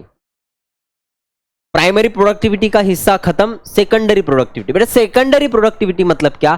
प्राइमरी कंज्यूमर के बॉडी में जो एनर्जी स्टोर होती है उसे कहा जाता है सेकेंडरी प्रोडक्टिविटी। तो मुझे एक बात बताओ, ये कैरोट है, कैरोट मतलब ये क्या है बेटा? प्लांट है, मतलब बेटा ये एटोट्रॉफ है, मतलब बेटा इसने खुद का फूड खुद बनाया है। मतलब यहां पे हमने क्या देखा था?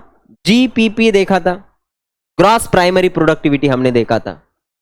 ओके, और इस ग्रॉस प्राइमरी प्रोडक्टिविटी के अंदर कुछ रेस्पिरेशन लॉस हुआ था, मतलब अब यहां पे जो बची थी वो थी net primary productivity. Net primary productivity, अब ये नेट प्राइमरी प्रोडक्टिविटी पास होती है नेक्स्ट ट्रॉपिक लेवल। अब नेक्स्ट ट्रॉपिक लेवल का मतलब क्या है? Primary consumer. प्राइमरी कंज्यूमर मतलब बेटा इसको अपन क्या कहते हैं? हर्बीवरस। हर्बीवरस। तो बेटा मुझे एक बात बता, नेट प्राइमरी प्रोडक्टिविटी मतलब अब इस कैरोट के अंदर जो बची है वो क्या है? Net primary productivity. जब ये रैबिट इस कैरोट को खाएगा, खाना मतलब क्या? इंजेशन। मतलब इसने जो यहां पे फूड मटेरियल खाया है, कैरोट खाया, मतलब इसने इनडायरेक्टली एनपीपी खाया है। अब इसके बाद इसके बॉडी के अंदर क्या होगा? एसिमिलेशन। मतलब एसिमिलेशन का मतलब इस फूड मटेरियल का डाइजेशन होगा, कैरोट का डाइजेशन होगा और उसके बाद उसका एसिमिलेशन होगा। एसिमिलेशन का मतलब क्या? Absorption of food material in the body and their utilization, इसको कहा जाता है एसिमिलेशन। इसको अपन बताते हैं ए से। और जो इसने खाया है वो क्या है? आय है। लेकिन इसमें से क्या होगा? कुछ अमाउंट ऑफ रेस्पिरेटरी लॉस होगा।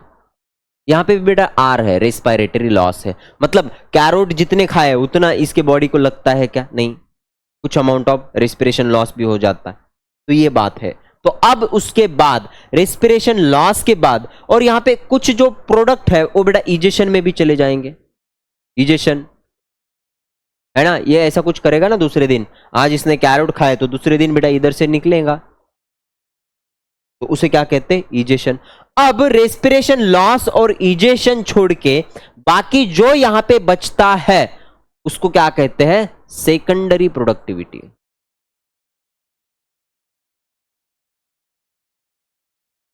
उसे क्या कहते हैं? Secondary productivity.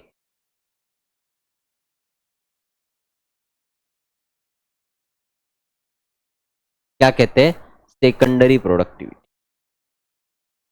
तो बेटा इजेशन में क्या आता है? ए प्लस ई, एसिमिलेशन प्लस इजेशन। बेटा फिर ए क्या है? Respiratory loss plus P plus you. बात क्लियर बेटा? इस और नो? तो सेकेंडरी प्रोडक्टिविटी जो बची है इसको अपन क्या कहते हैं? Secondary productivity. तो बेटा सेकेंडरी प्रोडक्टिविटी कहां पे होती है?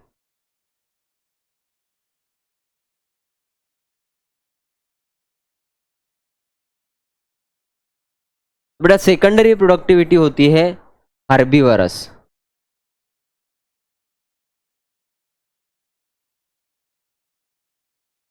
यानी कि बेटा सेकंड ट्रॉपिक लेवल।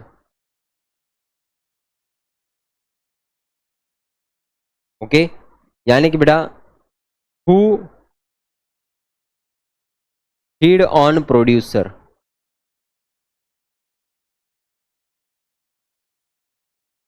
यहां पे क्या दिखाई देता है आपको? सेकेंडरी प्रोडक्टिविटी वाला कॉन्सेप्ट आपको दिखाई देगा। उसके बाद बेटा नेक्स्ट पार्ट हमारा नेक्स्ट यूनिट। तो पहला यूनिट खत्म हो गया बेटा, कौन सा? पहला यूनिट कौन सा है? प्रोडक्टिविटी। पहला यूनिट खत्म। दूसरा यूनिट है बेटा डीकंपोजिशन। हम क्या देख रहे हैं बेटा? Unit of ecosystem. तो पहला यूनिट हो गया खत्म, दूसरे यूनिट की तरफ बढ़ते बेटा जिसका नाम है डीकंपोजिशन। तो बेटा डीकंपोजिशन का मतलब क्या है?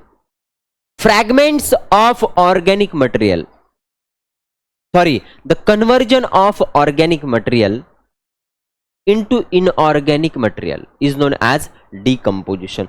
सो डीकंपोजिशन के अंदर क्या होता है? Organic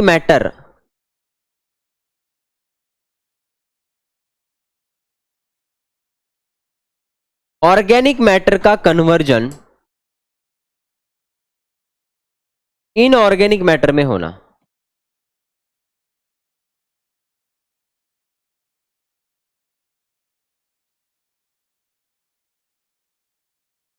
bye the utilization of microbes,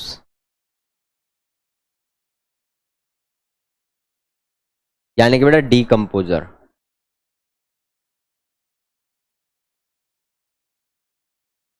तो डीकंपोजर के माध्यम से ऑर्गेनिक मैटर का कन्वर्जन इनऑर्गेनिक मैटर में होना, इसे क्या कहा जाता है बेटा?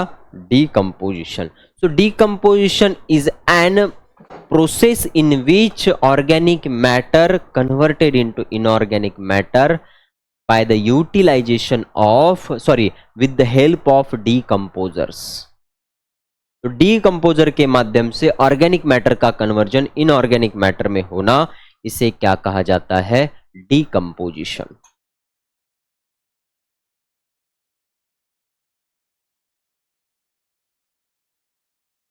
बताओ क्या कहा जाता है? डीकंपोजिशन। वंस अगेन बताना, क्या कहा जाता है? डीकंपोजिशन। तो डीकंपोजिशन में क्या होता है देखना। तो बेटा डीकंपोजिशन में अगर किसी ऑर्गेनिज्म की डेथ हो चुकी है, ओके, डेथ हो गई, डेथ होने के बाद उस डेथ बॉडी पर डीकंपोजर अपना काम शुरू करते हैं। तो उसके बाद इस डेथ होने के बाद यहां पे इसके बॉडी में क्या होंगे? ऑर्गेनिक न्यूट्रिएंट्स होंगे। अब इस ऑर्गेनिक न्यूट्रिएंट का कन्वर्जन किस में होता है? इनऑर्गेनिक न्यूट्रिएंट्स में। उसके बाद ये इनऑर्गेनिक न्यूट्रिएंट जो है बेटा, ये इनऑर्गेनिक न्यूट्रिएंट यहां पर यूज होते हैं और उसके बाद यहां पे फूड मटेरियल बनता है। ये प्रक्रिया कैसी रहती है बेटा? देखना, सबसे पहले तो अपने पास क्या है? अपने पास है, समझो बेटा, एक प्लांट बॉडी। क्या है? Plant body. अब ये प्लांट बॉडी क्या करती है? इनऑर्गेनिक पार्ट लेती है बेटा सॉइल से, ओके, इनऑर्गेनिक मटेरियल को लेंगे बेटा सॉइल से, वाटर को भी लेंगे बेटा सॉइल से, एटमॉस्फेयर से लेंगे बेटा CO2 और इधर से लेंगे बेटा सनलाइट। अब इन सब का यूटिलाइज करके यहां पे क्या बनाएगी बेटा? फूड मटेरियल बनाएगी। क्या बनाएगी? फूड बनाएगी। अब इस फूड के ऊपर समझो फीड कर लिए यहां पे एनिमल, फिर इस एनिमल की हो गई बेटा डेथ। अब इस एनिमल के बॉडी के अंदर यहां पे क्या होगा? Organic matter. मुझे एक बात बता देना, इस प्लांट ने इनऑर्गेनिक मैटर को लिया था, CO2 इनऑर्गेनिक है, वाटर इनऑर्गेनिक है, सो इनऑर्गेनिक का कन्वर्जन इस प्लांट ने किस में कर दिया? फूड में। फूड क्या है? Organic matter. तो फोटोसिंथेसिस में क्या होता है? इनऑर्गेनिक का कन्वर्जन ऑर्गेनिक में होता है। समझो अब इस प्लांट को किसी एनिमल ने खाया, मतलब ये ऑर्गेनिक मैटर किसके बॉडी में गए? एनिमल के। कुछ समय के बाद इस एनिमल की हो जाती है डेथ, मतलब अब इस एनिमल के बॉडी में क्या है? ऑर्गेनिक न्यूट्रिएंट्स है। डेथ के बाद डीकंपोजर इसके ऊपर काम करेंगे और इस ऑर्गेनिक मैटर का कन्वर्जन इनऑर्गेनिक न्यूट्रिएंट में करेंगे। फिर यही इनऑर्गेनिक न्यूट्रिएंट जाएंगे बेटा सॉइल में, फिर यही सॉइल से इनऑर्गेनिक वही मटेरियल प्लांट लेगा, उसका कन्वर्जन ऑर्गेनिक में करेगा। सो बेटा इनऑर्गेनिक का कन्वर्जन ऑर्गेनिक में करना, ये फोटोसिंथेसिस कहलाता है। उसके बाद यहां पे जब किसी एनिमल की डेथ हो जाती है तो उसके बॉडी के अंदर के ऑर्गेनिक न्यूट्रिएंट का कन्वर्जन इनऑर्गेनिक में करना, इसको डीकंपोजिशन कहा जाता है। सो बेटा inorganic to organic photosynthesis, organic to inorganic decomposition. So they are the counter process to each other. ये एक दूसरे की अपोजिट प्रक्रिया है, इतना आपको ध्यान में रखना है। ओके बेटा, तो आपको ये बात यहां पे पता चलनी चाहिए। तो बेटा ये होता है डीकंपोजिशन के अंदर। देखो डीकंपोजिशन में क्या होता है? ऑर्गेनिक मैटर जो है उसका कन्वर्जन इनऑर्गेनिक मैटर में होता है, और फोटोसिंथेसिस में इनऑर्गेनिक का कन्वर्जन ऑर्गेनिक में होता है। बस फोटोसिंथेसिस के उल्टा करना है, क्योंकि फिर फोटोसिंथेसिस के लिए फेवरेबल कंडीशन प्राप्त हो। ये ऐसा ही साइकिल यहां पे चलता रहता है, और ये जो चेंजेस है बेटा ये साइक्लिक मैनर में चलते रहते हैं। समझ में आ गया बेटा? यस और नो? जब ये टॉपिक हम एकदम प्रॉपर पढ़ाते हैं बेटा, समय लेके, मतलब ये टॉपिक पढ़ाने के लिए लगभग बेटा 10 से 12 लेक्चर लग जाते हैं 2 घंटे के, मतलब 2 घंटे के 12 लेक्चर यहाँ पे लग जाते हैं, तब जाके ये टॉपिक खत्म होता है। लेकिन अभी अपना वन शॉट है, तो 2 घंटे में ये टॉपिक कैसे भी करके कवर करना है। इसलिए बेटा इसको एकदम प्रॉपरली एक्सप्लेनेशन, फिर भी कोई भी पार्ट नहीं छूटेगा, इतने मैं आपको गारंटी देता हूं। ये आपको यहाँ पे किसी एक एनिमल का, किसी एक डेड एनिमल का यहाँ पर डिकम्पोजिशन होता हुआ दिखाई दे रहा है। आपने भी देखा होगा बेटा, कोई गाय, बैल, भैंस या फिर कुत्ता, बिल्ली कोई मर जाता है तो अपन उसको फेंक देते हैं। ये लोग, गांव वाले लोग जो है वो प्रॉपर एक्सपीरियंस इसको कर पाएंगे। तो गांव में अगर किसी की भैंस मर गई बेटा, किसी का बैल मर गया, किसी का कुत्ता मर गया, तो अपन सिंपली जाते हैं और थोड़ा घर से दूर वहां पे उसको फेंक देते हैं। क्या करते बताना एक बार? फेंक देते हैं। तो वो फेंक देने के बाद अगर वहां से आप हर दिन आपका आना जाना है तो आपको पता चलेगा जब उस एनिमल की डेथ हुई थी तो वो कुछ ऐसा था। उसके कुछ समय के बाद उसकी बॉडी अब यहां पे सड़ना चालू हो जाती है, मतलब अभी डिकम्पोजिशन स्टार्ट हुआ है। उसके बाद बेटा उसकी बॉडी ऐसे एकदम ऐसे कड़क हो जाती है। ओके, दूसरे तीसरे दिन अगर आप जाओगे तो आप वो कुत्ता, बैल ऐसा एकदम ऐसा टाट हुआ होगा, एकदम ऐसा कड़क हो जाएगा। फ्लेक्सिबिलिटी अब उसके अंदर नहीं बचती है। ओके, क्योंकि यहाँ पे प्रोटीन, कार्बोहाइड्रेट का वहां पे ब्रेकडाउन शुरू हो जाता है। उसके बाद देखना बेटा ये फटता है, एनिमल फट जाता है, क्योंकि इसके बॉडी के अंदर प्रक्रिया चालू हो जाती है। तो उसके बॉडी के अंदर गैस बनता है, गैस बनने लगते हैं और उस गैस की वजह से अंदर से बॉडी फट जाती है। तो अब यहाँ पे ये बॉडी क्या हो रही है बेटा? फट रही है। ओके, फटने के बाद बेटा फिर अभी इसके ऊपर, अभी यहाँ पे छोटे छोटे माइक्रोब्स इसके ऊपर, डिकम्पोजर इसके ऊपर काम करना स्टार्ट कर देते। अब देखना धीरे धीरे इसका विघटन चालू हो जाएगा और कुछ समय के बाद ये बॉडी आपको दिखेगी ही नहीं। उसके बाद थोड़ा सा वहां पे ऐसा आपको रेडिश ब्राउन कलर का कुछ मैटर वहां पे दिख जाएगा। तो इतना बड़ा एनिमल लास्ट में एक छोटे से मिट्टी में कन्वर्ट हो जाएगा। तो ये पूरा कमाल किसका है बेटा? ये पूरा कमाल है डिकम्पोजर्स का। किसका है बताना एक बार? डिकम्पोजर्स का कमाल है। तो स्टेप ऑफ डिकम्पोजिशन, डिकम्पोजिशन के कुछ स्टेप्स है बेटा, मतलब ये जो आपको अभी बताया है उसके अंदर कुछ स्टेप्स है। तो पहला है फ्रैगमेंटेशन। फ्रैगमेंटेशन का मतलब क्या है? जो कॉम्प्लेक्स ऑर्गेनिक मैटर है उसके पहले छोटे छोटे टुकड़े कर दिए जाएंगे। तो पहली स्टेप है फ्रैगमेंटेशन। उसके बाद है बेटा लीचिंग। उसके बाद दूसरा स्टेप क्या होता है? लीचिंग है। लीचिंग के अंदर क्या बनता है बेटा? अनअवेलेबल साल्ट्स बनते हैं। मतलब अब ये अनअवेलेबल साल्ट जो होते हैं बेटा वो सॉइल के थोड़ा सा नीचे वाले हिस्से में जाते हैं, जो कि अनअवेलेबल साल्ट कहलाते हैं। तो इसको कहा जाता है बेटा लीचिंग। उसके बाद होता है बेटा तीसरा कैटाबॉलिज्म। ये सीक्वेंस में पूछा जाता है, which of the following is correct sequence of the decomposition, which of the following steps are correct sequence of the decomposition, ऐसा आपको सवाल पूछा जाए। कैटाबॉलिज्म के अंदर क्या होता है? ये एंजाइमेटिक एक्टिविटी है बेटा। अब उस अनअवेलेबल साल्ट के ऊपर एंजाइमेटिक एक्टिविटी हो जाएगी और उसके बाद उसका इनऑर्गेनिक न्यूट्रिएंट में कन्वर्जन हो जाएगा। मतलब जो डिकम्पोजर्स है जैसे कि fungi and bacteria, they are mostly decomposers, तो उनके बॉडी से कुछ एंजाइम रिलीज होते हैं जिस एंजाइम से ये ऑर्गेनिक मैटर को डिकम्पोज करने वाले हैं। तो इसको कहा जाता है कैटाबॉलिज्म। कैटाबॉलिज्म, कैटा मतलब काटना, cut cut cut cut cut cut काटना। कैटाबॉलिज्म का मतलब काटना, फ्रैगमेंट्स करना, टुकड़े करना, डिकम्पोजिशन करना। तो जो ऑर्गेनिक मैटर है उसका कन्वर्जन इनऑर्गेनिक में करना है, तो वहां पे एंजाइमेटिक एक्टिविटी चलती है जिसको कैटाबॉलिज्म कहा जाता है। उसके बाद बेटा ह्यूमिफिकेशन।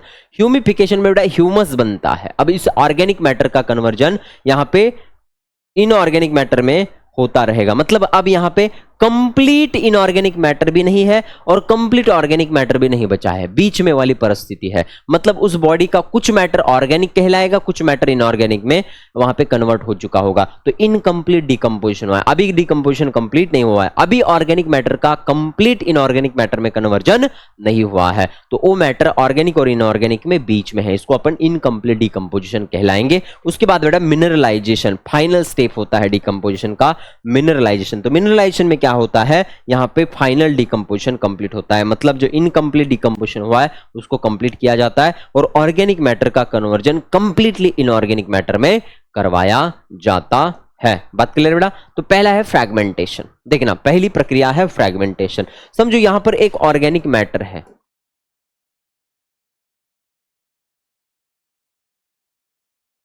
यहां पे एक ऑर्गेनिक मैटर है, अब ऑर्गेनिक मैटर का यहाँ पे क्या हो जाएगा, कन्वर्जन, मतलब फ्रैगमेंटेशन के बाद इसके छोटे छोटे टुकड़े हो जाएंगे। पहले तो इसको छोटे छोटे टुकड़े कर दिए जाते हैं, तो बड़ा फ्रैगमेंटेशन कहा जाता है। इसी के साथ साथ इसके अंदर का जो ऑर्गेनिक मैटर है उसको इनऑर्गेनिक कन्वर्ट करने में भी यहाँ पे तैयारी शुरू हो जाती है। तो पहला यहाँ पर था फ्रैगमेंटेशन। बेटा यहाँ पे ये डिकम्पोजर के मदद से ही होता है। तो डिकम्पोजर्स ने क्या कर दिया, ये कॉम्प्लेक्स ऑर्गेनिक मैटर है,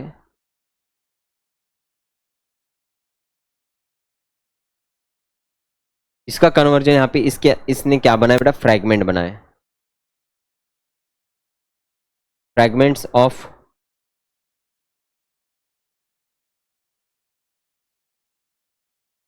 ऑर्गेनिक मैटर। ओके, उसके बाद नेक्स्ट है, मतलब ये देखो बेटा, ये ऐसा एक पिग मर चुका है और इस पिग का अभी यहाँ पे इसके फ्रैगमेंटेशन चालू हो जाएंगे। ये मर चुका है, अभी इसका डिकम्पोजिशन स्टार्ट होने वाला है, तो अभी इसको अपन यहाँ कट करना स्टार्ट कर देंगे। ओके, तो ये फ्रैगमेंटेशन होता है। उसके बाद है बेटा लीचिंग। लीचिंग के अंदर क्या होता है बेटा, समझो अभी ये फ्रैगमेंट्स बन चुके थे,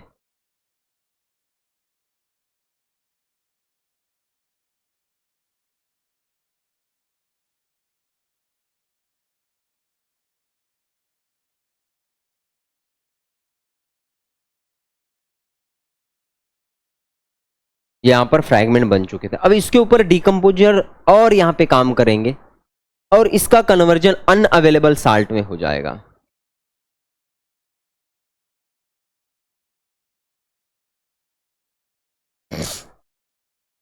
अनअवेलेबल साल्ट के अंदर क्या हो जाएगा, इसका कन्वर्जन हो जाएगा। ओके, इसे कहा जाता है बेटा लीचिंग। और लीचिंग भी कौन करवाता है, तो डिकम्पोजर करवाता है। ओके, और ये अनअवेलेबल साल्ट बेटा बीनीथ द सॉइल जाते हैं, बीनीथ द सॉइल, मतलब सॉइल के थोड़ा नीचे जाके ये सेटल डाउन हो जाता है। उसके बाद बेटा कैटाबॉलिज्म। कैटाबॉलिज्म बेटा ये डिपेंडेंट है, एंजाइम डिपेंडेंट प्रक्रिया है। कैसे बेटा बताना एक बार, एंजाइम डिपेंडेंट प्रक्रिया। कैसे बताना एक बार, एंजाइम डिपेंडेंट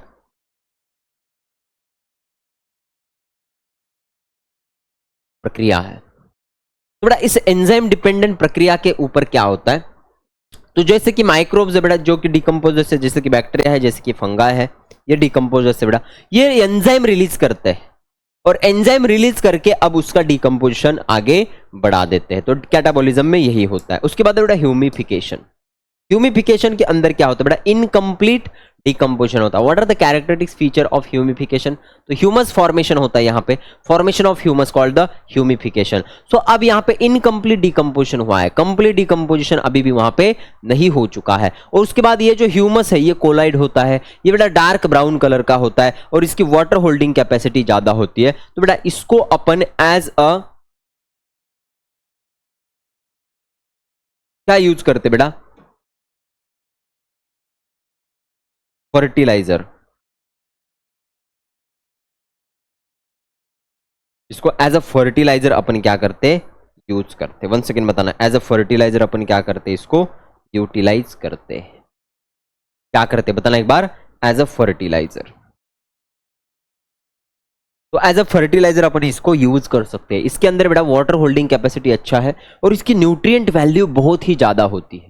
आपने अगर देखा, समझो कोई कुत्ता मर गया है, उसको अपने बाहर फेंका है और उसका डिकम्पोजिशन होने के बाद आप देखोगे उसके बॉडी का जो शेप है उसके बाजू में बहुत ऐसे वहां पे छोटे छोटे प्लांट, हर्ब, शर्ब बहुत ज्यादा ग्रो हो जाते हैं। तुम्ही पाहिलं बेटा कधी एखादा बैला मेलेला टाकून दिलाय, एखादं कुत्रं मेलेलं टाकून दिलंय आणि त्याचं डिकम्पोजिशन झाल्यानंतर त्याच्या बॉडीच्या आकाराच्या भोवती अशी खूप मोठी झाडं, खूप छोटी छोटी छोटी झाडं, हराळ वगैरे उगवली जाते। का? कारण की तिथे न्यूट्रिएंट अवेलेबल आहेत। ऑर्गॅनिकचं कन्व्हर्जन इनऑर्गॅनिक मध्ये झालंय, त्यामुळे न्यूट्रिएंट खूप चांगले, ते ह्युमस आहे तिथे, त्यामुळे तिथे खूप जास्त लवकर प्लांट उगवले जातात. आजूबाजूला सगळं काहीच दिसत नाही पण तिथे प्लांट उगवलेले असतात. का? कारण की न्यूट्रिएंट चांगला आहे, त्याची वॉटर होल्डिंग कॅपॅसिटी चांगली आहे. म्हणून बेटा हे जे ह्युमस असतं हे कसं असतं तर बेटा न्यूट्रिएंट वैल्यू त्याची चांगली असते. ये देखो बेटा, ये डार्क ब्राउन कलर का है, इसको अपन ह्यूमस कहते हैं. क्या कहते हैं बेटा इसको? ह्यूमस कहते हैं. ये देखना डार्क ब्राउन कलर का होता है, कोलॉइडल है, इनकम्प्लीट इसके अंदर वहां पे डिकम्पोजिशन हुआ है, वाटर होल्डिंग कैपेसिटी अच्छी है, इसलिए बेटा इसको अपन एज अ फर्टिलाइजर भी यूज कर सकते हैं. ये डालने के बाद इस प्लांट की ग्रोथ बहुत ही ज्यादा फास्ट होने की संभावना होती है. ये आपने ऑब्जर्व किया होगा. ओके, चलो कोई बात नहीं, नेक्स्ट पार्ट की तरफ बढ़ते बेटा. उसके बाद मिनरलाइजेशन. अब मिनरलाइजेशन के अंदर क्या होता है, ह्यूमस का कन्वर्जन कंप्लीट इनऑर्गेनिक न्यूट्रिएंट के अंदर होता है. मतलब ये जो ह्यूमस है, अब इस ह्यूमस का कन्वर्जन बेटा यहाँ पे कंप्लीट इनऑर्गेनिक न्यूट्रिएंट के अंदर यहाँ पे हो जाता है. मतलब डिकम्पोजिशन यहाँ पे कंप्लीट हो रहा है. ह्यूमस क्या था बेटा? इनकम्प्लीट डिकम्पोज्ड पार्ट था. क्या था? Incomplete decomposed part. तो इस इनकम्प्लीट डिकम्पोज्ड पार्ट का कन्वर्जन कंप्लीटली यहां पर डिकम्पोजिशन में हो चुका है. मतलब बेटा इसको अपन मिनरलाइजेशन कहते हैं. So mineralization is the final step of decomposition. Rate of decomposition बेटा ये एमसीक्यू का पार्ट है. आपको सवाल पूछा जाता है rate of decomposition depend upon. मतलब अगर आपने देखा तो कहीं जगह पे डिकम्पोजिशन बहुत फास्ट हो जाता है, कहीं जगह पे डिकम्पोजिशन होता ही नहीं जल्दी. इसका मतलब बेटा ये डिकम्पोजिशन का जो रेट है ये कहीं ना कहीं अफेक्ट हो रहा है. तो ये किसके ऊपर डिपेंड करता है? पहला है बेटा टेम्परेचर. ओके, यहां पे जो वार्म एरिया है यहां पे फास्ट होता है, और जो कोल्ड एरिया है यहां पे स्लो होता है. जितना ज्यादा कोल्ड एरिया होगा उतना डिकम्पोजिशन स्लो होता है, जितना वार्म होगा उतना वहां पे क्या होता है, फास्ट डिकम्पोजिशन होता है. इसलिए अगर आपने देखोगे किसी पर्सन की डेथ होती है और उसको अगर वहां पे स्टोर करके रखना है, फ्रीज करके रखना है, तो उसको बेटा कोल्ड एटमॉस्फेयर में उस डेड बॉडी को रखा जाता है ताकि वो 2-3 दिन रह सके. अगर नहीं रखेंगे तो उसका डिकम्पोजिशन बेटा तुरंत क्या हो जाता है, स्टार्ट हो जाता है. क्योंकि कोल्ड एरिया के अंदर जो डिकम्पोजर है, जो कैटाबॉलिज्म की एक्टिविटी है, कैटाबॉलिज्म कैसा है, एंजाइम डिपेंडेंट है. तो डिकम्पोजर वहां पे प्रॉपरली काम नहीं कर पाते क्योंकि उनके एंजाइम को एक्टिव रहने के लिए एक मॉडरेट टेम्परेचर की आवश्यकता होती है. कोल्ड रीजन में उनके टेम्परेचर, उस टेम्परेचर पे वो उनके एंजाइम को एक्टिव नहीं कर पाते, तो डिकम्पोजिशन फास्ट नहीं होता. इसलिए बेटा जो कोल्ड एरिया है वहां पे dead body as it is आपको देखने को मिलेगी. आपने कभी ना कभी सुना होगा बेटा, जो लोग उसको क्या बोलते हैं यार, वो माउंट एवरेस्ट चढ़ने को जाते हैं और कुछ लोगों की वहीं पे मौत हो जाती है. आज भी वहां एज इट इज बॉडी पड़ी हुई है, उनका डिकम्पोजिशन नहीं हो चुका है क्योंकि वहां पे डिकम्पोजर ग्रो ही नहीं कर पाते. ओके, तो पहला पार्ट था बेटा टेम्परेचर. जितना मॉडरेट अमाउंट में टेम्परेचर होगा उतना डिकम्पोजिशन का रेट फास्ट होगा. ओके, उसके बाद है मॉइस्ट सॉइल. सॉइल जहां पे डिकम्पोजिशन होना है वहां की सॉइल कैसी चाहिए, मॉइस्ट चाहिए, उसके अंदर मॉइस्चर कंडीशन चाहिए. अगर बहुत ही ड्राई होगी तभी वहां पे डिकम्पोजर पाने की, डिकम्पोजर की ग्रो करने की संभावना बहुत कम होती है. तो सॉइल कैसी चाहिए, वहां पे मॉइस्चर चाहिए. सॉइल माइक्रोब्स, सॉइल के अंदर माइक्रोब्स चाहिए. माइक्रोब्स का मतलब क्या है बेटा, decomposers.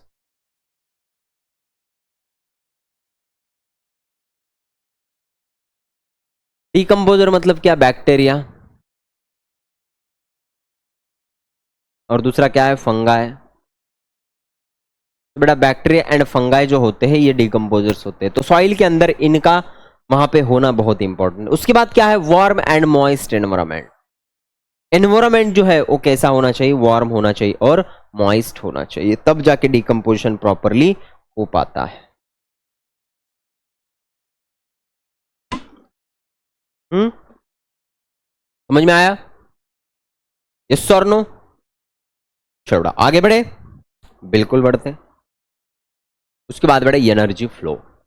What, energy flow. Energy flow मतलब क्या बेटा, एक ट्रॉपिक लेवल से दूसरे ट्रॉपिक लेवल में एनर्जी कैसी जाती है, तो उसको क्या कहा जाता है बेटा, एनर्जी फ्लो होता है. सो बेटा transfer of energy from one trophic level to next trophic level is known as the energy flow. तो यहां पर मुझे बताना, सबसे पहले तो फूड मटेरियल कहां पे बनता है, प्लांट में. ओके, प्लांट में. प्लांट के ऊपर कौन फीड होता है? हर्बीवर्स। हर्बीवर्स के ऊपर कार्निवर्स। तो बेटा एनर्जी प्लांट से हर तरफ जा रही है, उसके बाद कार्निवर्स की तरफ जा रही है, मतलब एक trophic level, second trophic level, third trophic level. तो बेटा एक ट्रॉपिक लेवल से नेक्स्ट ट्रॉपिक लेवल में जो एनर्जी का फ्लो है, एनर्जी का ट्रांसफर होता है, यहां से एनर्जी यहां ट्रांसफर होगी, फिर यहां से एनर्जी यहां ट्रांसफर होगी, तो इसी को क्या कहा जाता है? Energy flow.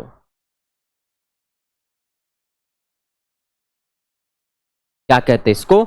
एनर्जी फ्लो कहते हैं। 1 सेकंड बताना क्या कहते हैं? Energy flow. उसके बाद टाइप्स ऑफ फूड चेन। तो एनर्जी फ्लो अगर हमें देखना है तो हमें फूड चेन देखना होता है। तो बेटा यहाँ पे टाइप्स ऑफ फूड चेन है। पहला है बेटा ग्रेसिंग फूड चेन, दूसरा है बेटा डिट्रस फूड चेन, और तीसरा है बेटा पैरासाइटिक फूड चेन। ये आपके सिलेबस में है। ग्रेजिंग फूड चेन, ग्रासिंग ने बेटा स्टार्ट फ्रॉम प्लांट, जो एटोट्रॉफ से स्टार्ट होता है उसको ग्रेजिंग फूड चेन कहा जाता है। डिट्रस, डिट्रस का होता है बेटा डीकंपोजर्स। डिट्रस मतलब डीकंपोजर्स। तो डीकंपोजर वाला जो फूड चेन है वो यहाँ पे डिट्रस कहलाता है। और पैरासाइटिक फूड चेन ये अलग होता है। हमारे सिलेबस के लिए डिटेल में ये है बेटा, एटोट्रॉफ से शुरू होने वाला, तो इसको ग्रेजिंग फूड चेन कहा जाता है। अब ये देखने के लिए हमें कुछ ट्रॉपिक लेवल देखने इंपॉर्टेंट है। जैसे कि बेटा फर्स्ट ट्रॉपिक लेवल, जैसे मैंने अभी अभी आपको बताया, समझो बेटा यहां पर प्लांट है, इस प्लांट को कौन खाएगा? डियर खाएंगे। बेटा मुझे एक बात बताना, इस डियर को कौन खाएगा? टाइगर खाएगा। अब टाइगर का जब डेथ हो जाएगा तो इस टाइगर को कौन खाएंगे? डीकंपोजर खाएंगे। तो ये जो फूड चेन है ये कहां से स्टार्ट हो रहा है? फूड चेन बेटा प्लांट से, मतलब एटोट्रॉफ से, मतलब ये है ग्रेजिंग फूड चेन।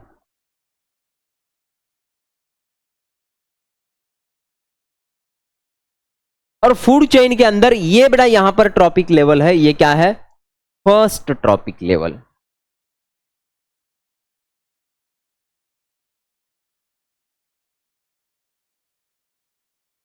ये है बेटा सेकंड ट्रॉपिक लेवल। ये है बेटा थर्ड ट्रॉपिक लेवल।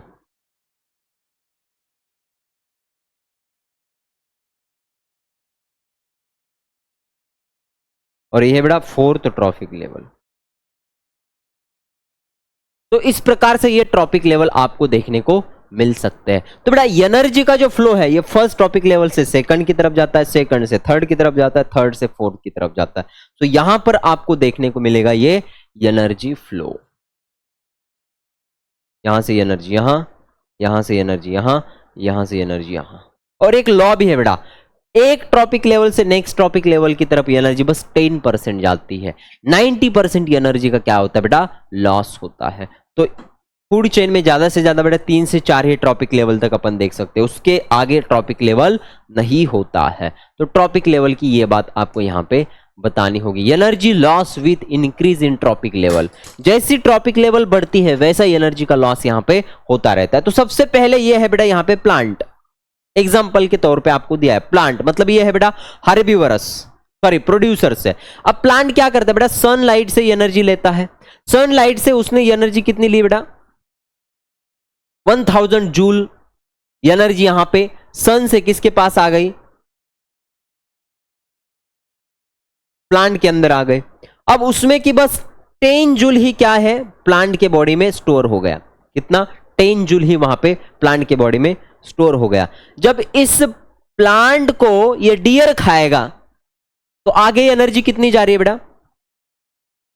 1 जूल ही जाएगी, मतलब बस 10% ही जाएगी। तो 10 में का 10% मतलब कितना? 1।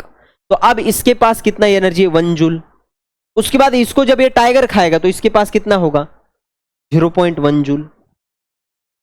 मतलब 1 जूल ये इसके पास तो पूरा जाएगा क्या? नहीं, इसके पास कितना अवेलेबल रहता है? 0.1 जूल।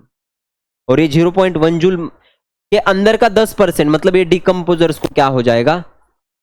मतलब ये 0.9 जूल जो है बेटा ये यहां पे एटमॉस्फेयर में चला जाएगा। यहां से 10 में से 9 जूल एटमॉस्फेयर में चला जाएगा, और यहां 1000 में से 990 जूल एटमॉस्फेयर में चला जाएगा, मतलब एनवायरमेंट में चला जाएगा। मतलब एनर्जी लॉस कितना है बेटा? एनर्जी लॉस होता है बेटा 90%। एनर्जी लॉस कितना होता है बेटा 90%। एक ट्रॉपिक लेवल से नेक्स्ट ट्रॉपिक लेवल की तरफ जब एनर्जी पास होती है तो 90% एनर्जी लॉस होता है, और आगे कितना बढ़ता है ओनली 10%। तो बेटा ये लॉ है 10% वाला, ये क्या है लॉ है 10% वाला। ओनली 10% एनर्जी पास या transfer from one trophic level to next, यहां से यहां बस 10% जाएगी, यहां से यहां बस 10% जाएगी, बाकी 90% क्या होगा लॉस हो जाएगा। देखो 1000 सूरज से एनर्जी कितना आ रहा है 1000 जूल, लेकिन प्लांट के पास कितना आ रहा है बस 10, मतलब 990 जूल क्या हो रहा है लॉस हो रहा है। उसके बाद इस 10 में से इस सेकंड ट्रॉपिक लेवल के पास कितना जा रहा है ओनली 1 जूल, मतलब 10%, 90% क्या हो रहा है लॉस हो रहा है।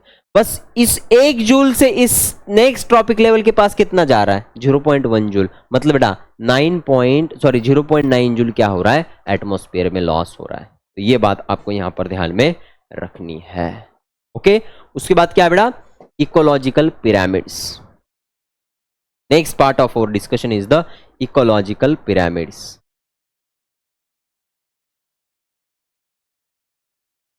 बेटा इकोलॉजिकल पिरामिड के बारे में बताया जा रहा है, it is a graphical representation of relation between organism of various successive trophic level to energy biomass and number. बेटा पिरामिड का मतलब क्या है, ये ग्राफिकल रिलेशनशिप है एक ट्रॉपिक लेवल के वेरियस पार्ट के साथ।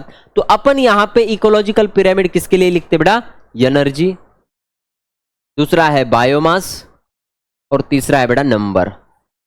तो energy pyramid, biomass pyramid and number का पिरामिड। बेटा ये कॉन्सेप्ट किसने बताया था, तो अल्टॉन ने 1927 में बताया था, 1927 में ये कॉन्सेप्ट बताया था किसने अल्टॉन। तो ये बात आपको ध्यान में रखनी है। तो यहां पे है रिप्रेजेंटेशन ऑफ पिरामिड। बेटा पिरामिड का मतलब क्या होता है ट्रायंगुलर शेप, मतलब ये इसका बेस होना चाहिए, बेस कैसा होता है ब्रॉड, और ये इसका टिप होना चाहिए, टिप कैसा होता है नैरो। तो broad base and narrow tip, ये क्या है बेटा पिरामिड का ग्राफिकल रिप्रेजेंटेशन। क्या है बताना एक बार, ग्राफिकल रिप्रेजेंटेशन है। तो ये पिरामिड अपन किसके लिए लिखते बेटा एनर्जी के लिए, बायोमास के लिए एंड नंबर के लिए। इसे लिखते बताना एक बार, एनर्जी के लिए, बायोमास के लिए और नंबर के लिए। तो ये बात आपको यहां पर ध्यान में रखनी है रिप्रेजेंटेशन ऑफ पिरामिड्स के अंदर। इकोलॉजिकल पिरामिड्स के अंदर pyramid of biomass, pyramid of number, pyramid of energy. तो बेटा पिरामिड ऑफ बायोमास जो होता है ये इन्वर्टेड भी हो सकता है और अपराइट भी हो सकता है। एमसीक्यू आते बेटा, ये एमसीक्यू वाला स्लाइड है। तो अपराइट भी हो सकता है या फिर इन्वर्टेड भी हो सकता है। पिरामिड ऑफ नंबर ये बेटा अपराइट भी हो सकता है या फिर इन्वर्टेड भी हो सकता है। लेकिन बेटा पिरामिड ऑफ एनर्जी ये ओनली अपराइट होता है।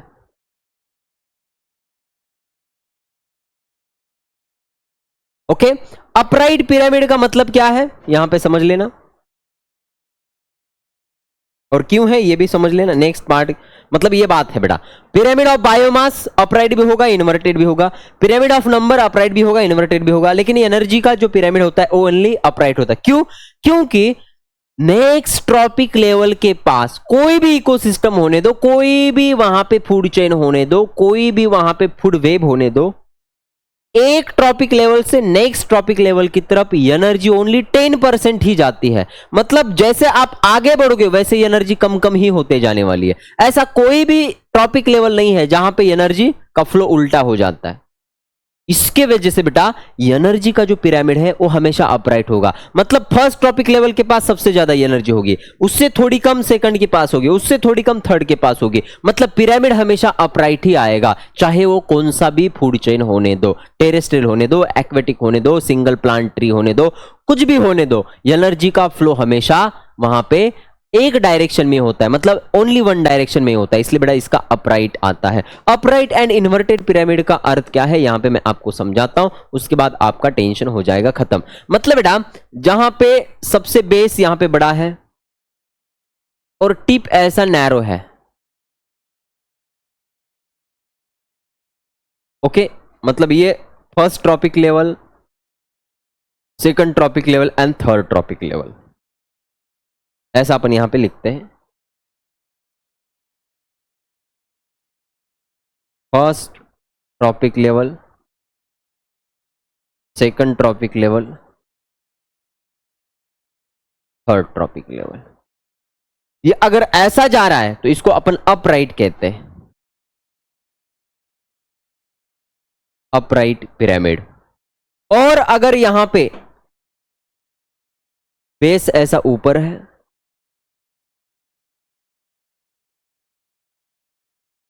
और टिप ऐसा है,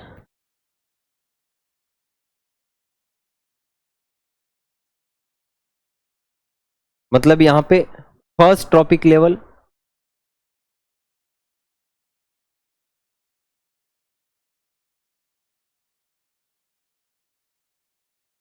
ऐसा अगर होगा तो इसको बड़ा इन्वर्टेड पिरामिड कहते हैं।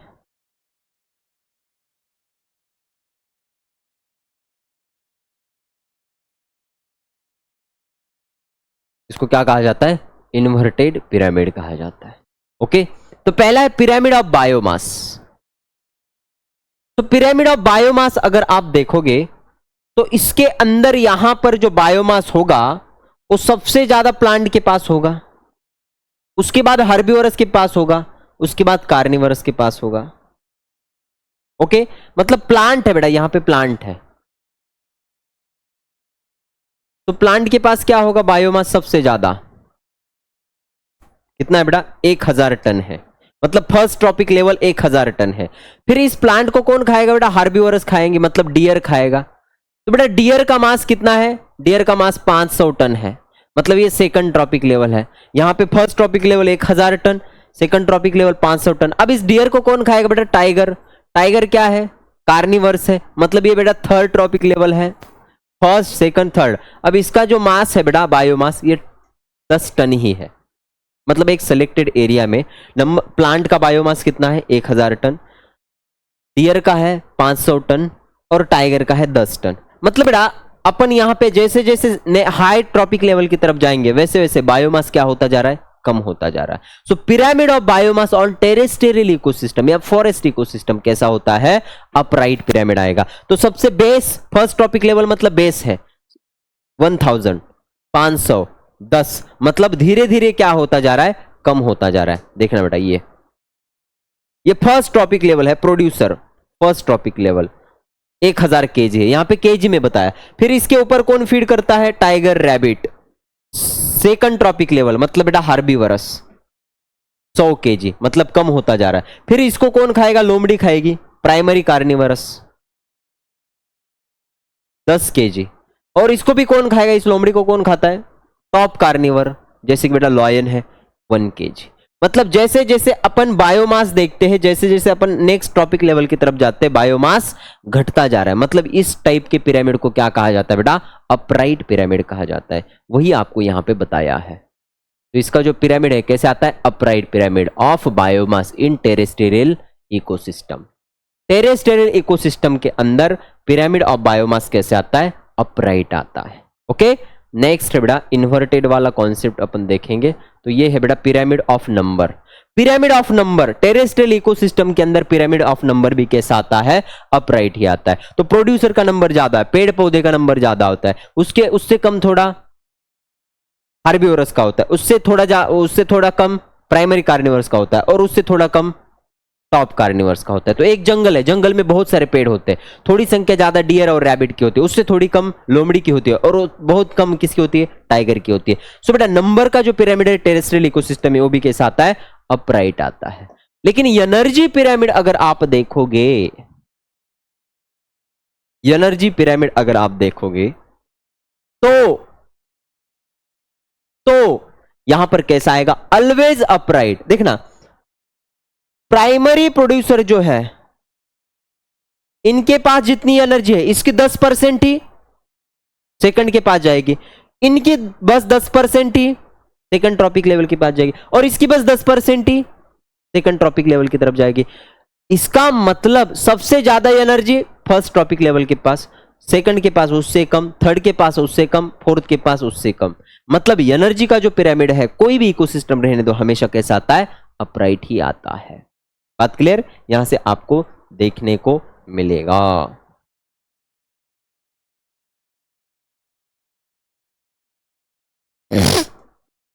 अब अपन देखते बेटा biomass, inverted pyramid.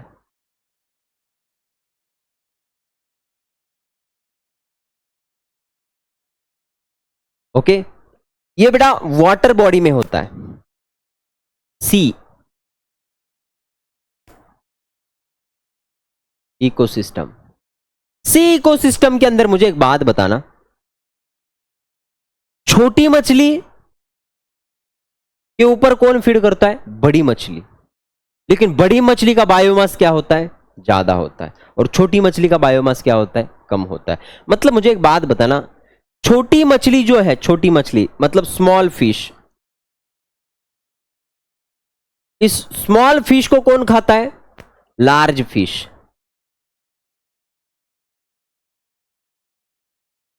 Small fish को कौन खाता है? Large fish. मतलब बेटा इसका समझो बायोमास कितना है? इसका बायोमास है समझो बेटा 1000 kg। लेकिन लार्ज फिश का बायोमास होता है बेटा 10,000 kg। तो मुझे एक बात बताना, ये क्या है? फर्स्ट ट्रॉपिक लेवल है, और ये क्या है बेटा? सेकंड ट्रॉपिक लेवल है। तो सेकंड ट्रॉपिक लेवल का बायोमास नॉर्मली तो टेरेस्ट्रियल में कम होता है एज कंपेयर टू फर्स्ट, लेकिन यहां पे उल्टा हो रहा है। इसकी वजह से बेटा इसका जो पिरामिड है वो इन्वर्टेड आता है। और इन्वर्टेड कैसे आता है? तो ये कुछ ऐसा आता है।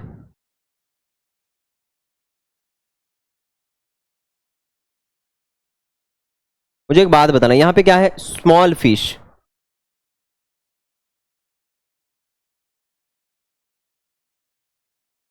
और यहां पे है बेटा लार्ज फिश। मुझे एक बात बता दो, स्मॉल फिश का जो वेट है वो कितना है? 1000 kg। लेकिन बेटा यहां पे लार्ज फिश का कितना है? 10,000 kg। तो ये है बेटा फर्स्ट ट्रॉपिक लेवल, ये बेटा सेकंड ट्रॉपिक लेवल। तो यहां पे क्या हो रहा है? उल्टा हो रहा है। तो यहां पर बायोमास ऑफ सी इकोसिस्टम कैसा है? Inverted pyramid. कैसा है बताना एक बार? Inverted pyramid. वन सेकेंड बता दो कैसा है? इन्वर्टेड पिरामिड है। ओके, बात क्लियर? लिख लो बेटा जल्दी से। नेक्स्ट, अब नंबर ऑफ पिरामिड इन्वर्टेड कहां पे आता है?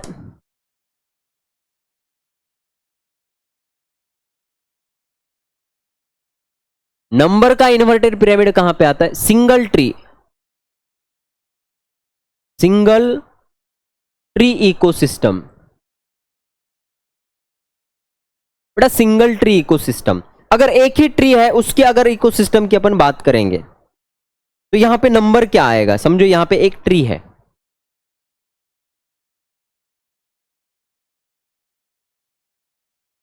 अगर इस सिंगल ट्री को ही अपन क्या मानते हैं?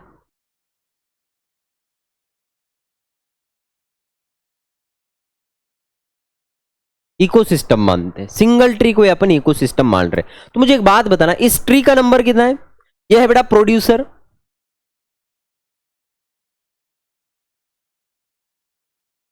यानी कि बेटा फर्स्ट ट्रॉपिक लेवल। मुझे बताना इसके ऊपर यहां पर क्या होंगे? फ्रूट्स होंगे। तो वो फ्रूट खाने के लिए क्या आ जाएंगे? बर्ड्स आ जाएंगे। क्या आ जाएंगे बताना एक बार? बर्ड्स आ जाएंगे। तो इसके ऊपर बेटा बहुत सारे बर्ड्स आ गए, है ना? ये ऐसे बर्ड्स आके बैठेंगे। क्या आके बैठ रहे बेटा? बर्ड्स। अपन व्हाइट कलर से बताते, बचपन में दिखाते थे ना बेटा व्हाइट कलर से ऐसे बर्ड्स। तो देखना इसके ऊपर ऐसे बहुत सारे बर्ड्स आके बैठेंगे। अब बर्ड्स क्या है बेटा? बर्ड्स इससे कुछ खा रहे फल, तो ये बर्ड्स बेटा सेकंड ट्रॉपिक लेवल है। बर्ड्स क्या है? Second trophic level. लेकिन बेटा ट्री प्रोड्यूसर, ट्री का नंबर कितना है? एक ही है। इसका नंबर क्या है? एक ही है, एक ही ट्री है। लेकिन बेटा बर्ड्स का नंबर क्या है? सेकंड ट्रॉपिक लेवल, इसका नंबर है बेटा 50। ऐसे 50 बर्ड्स यहां पे आके बैठे हैं। और बेटा इसके ऊपर और एक चीज होंगी,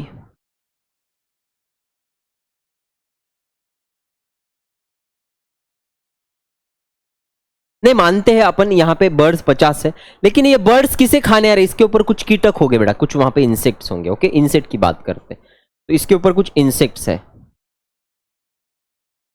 ये इंसेक्ट है, इस इंसेक्ट को खाने के लिए ये आ रहा है बेटा। बर्ड्स किसे खाने के लिए आ रहे? इंसेक्ट्स को। तो यहां पे ये है इंसेक्ट।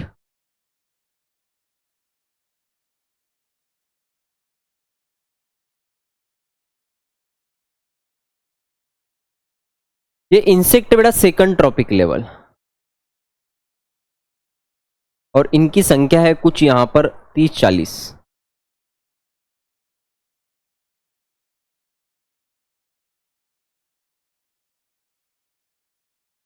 यहां से अपन इंसेक्ट की बात हटाते हैं, बस यहां पे बर्ड्स और प्लांट की बात देखते हैं। ओके, कंफ्यूजन में नहीं, आप भी कंफ्यूज हो जाओगे। चलो, तो बर्ड्स क्या है? 50 है। मुझे एक बात बताना, इसका मतलब क्या है? फर्स्ट ट्रॉपिक लेवल जो है उसका नंबर कम है as compare to second trophic level. मतलब यहां पे इसका जो ग्राफ है, पिरामिड है, वो कैसे आएगा? इन्वर्टेड। मतलब यहां पे क्या है? प्लांट है। प्लांट क्या है? First trophic level.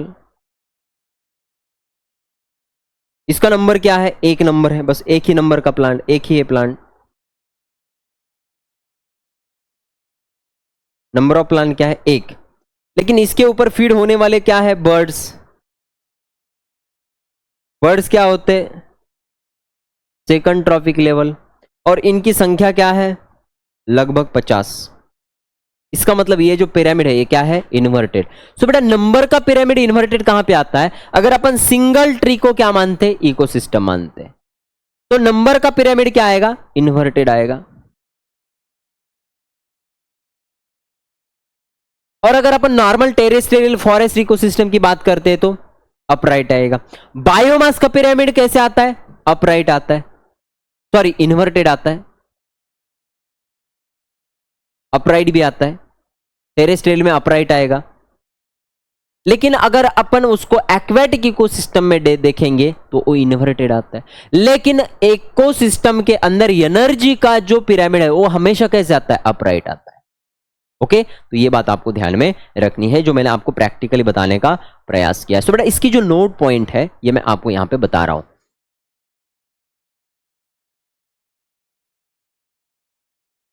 Note point, okay. तो बेटा पिरामिड,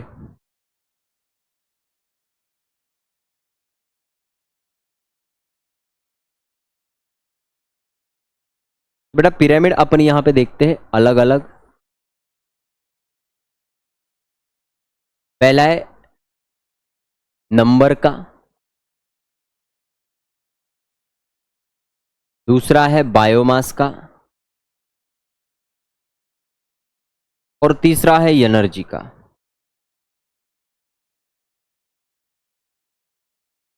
बेटा नंबर का जो पिरामिड है ये अपराइट कब आएगा और इन्वर्टेड कब आएगा, ये देखना है। बेटा बायोमास का अपराइट कब आएगा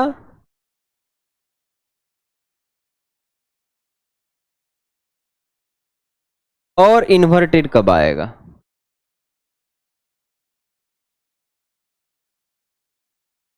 और बेटा एनर्जी का ओनली कैसे आता है? अपराइट ही आता है। ये बात आपको यहां पे समझ में आनी चाहिए। तो बेटा यहां पर अपराइट कब आता है नंबर का? Terrestrial ecosystem.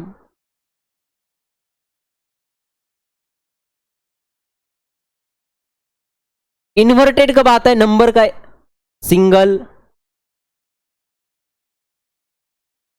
Tree ecosystem.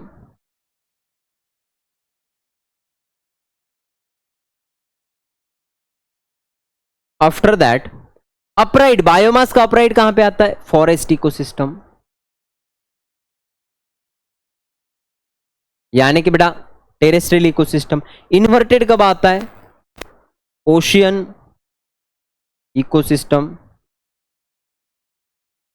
और बेटा इसका क्या आता है? एनर्जी का ओनली अपराइट। वाई? उसका कारण भी आपको यहां पे बताना आना चाहिए। Because energy always transfer only 10% from first trophic level to next trophic level. So pyramid of energy only upright. समझ में आ गया? इतना अगर आप देखोगे तो आपके सभी एमसीक्यू यहां पे हो जाते हैं फिनिश बेटा। इसके बाद यहां पे एमसीक्यू के लिए कोई जगह ही नहीं। Pyramid of ecosystem.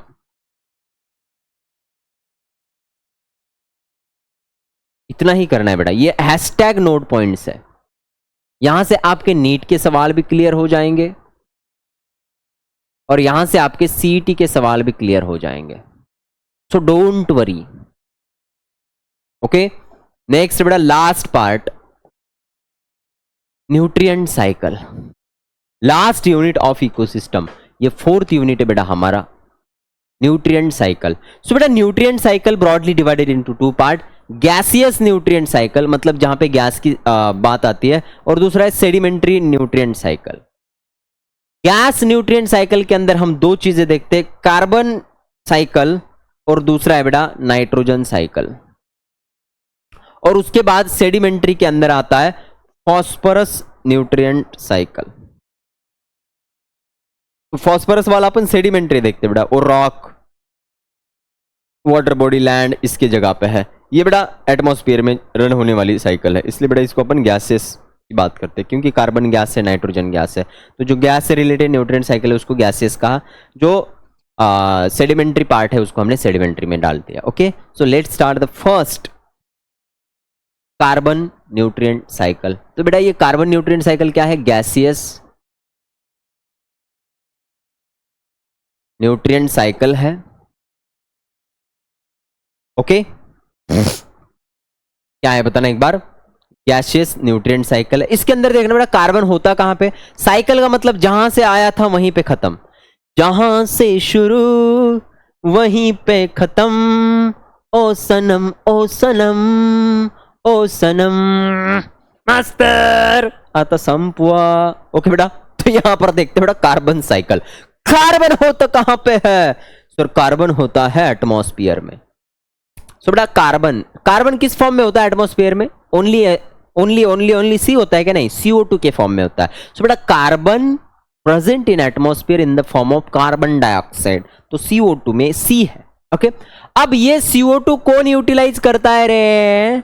ए बताना रे, बताना कौन यूटिलाइज करता है? सोरासो करू नका, आम्हाला ते बस स्टँड वर गेल्यासारखं वाटतंय। ए बताना रे कौन करता है ये? बताना बताना रे।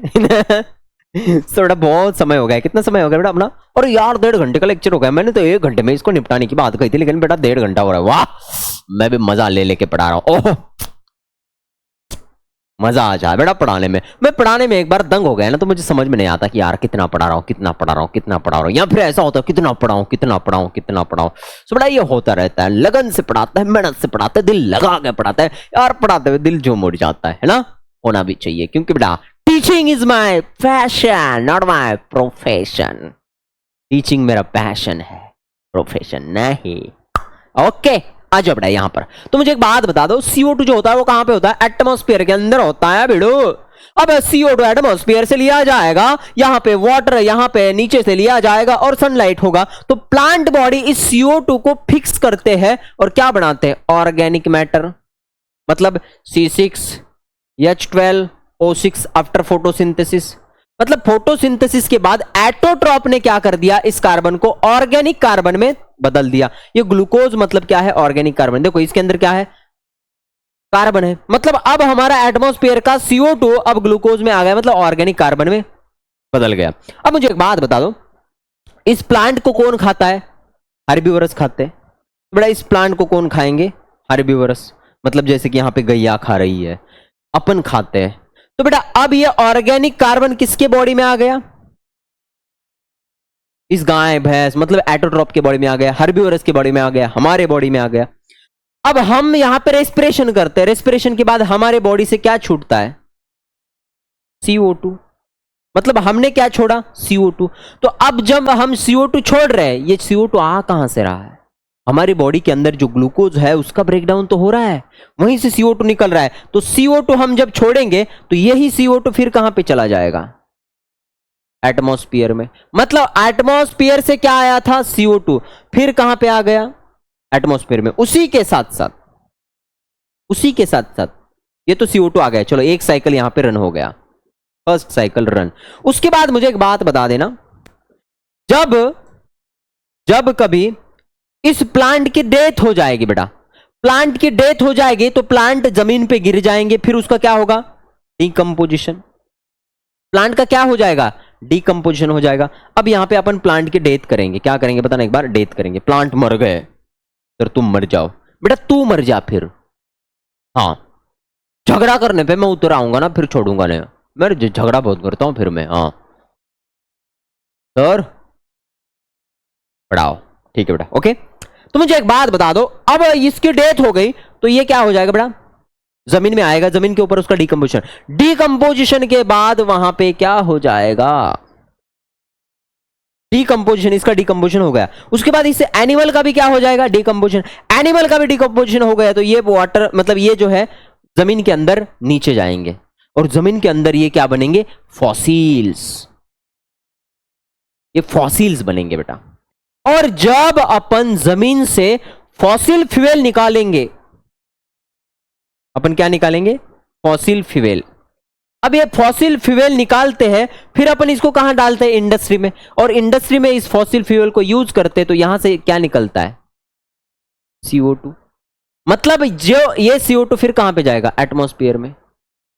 यही CO2 कहां जाएगा? एटमॉस्फेयर में। फिर वही CO2 प्लांट के पास आएगा, प्लांट फोटोसिंथेसिस करवाएंगे, इस प्लांट के ऊपर एनिमल फीड करेंगे, तो एनिमल फीड करेंगे तो रेस्पिरेशन लॉस से यहां पे जाएगा, फिर ये एनिमल की भी डेथ होगी, कभी ना कभी प्लांट की भी डेथ होगी, फिर ये जमीन के अंदर एज अ फॉसिल्स यहां पे रह जाएंगे। फिर अपन जब फॉसिल फ्यूल निकालेंगे, उसको इंडस्ट्री में बर्न करेंगे, हमारे गाड़ी में बर्न करेंगे, तो फिर वहां से CO2 निकलता है, फिर एटमॉस्फेयर में जाएंगे।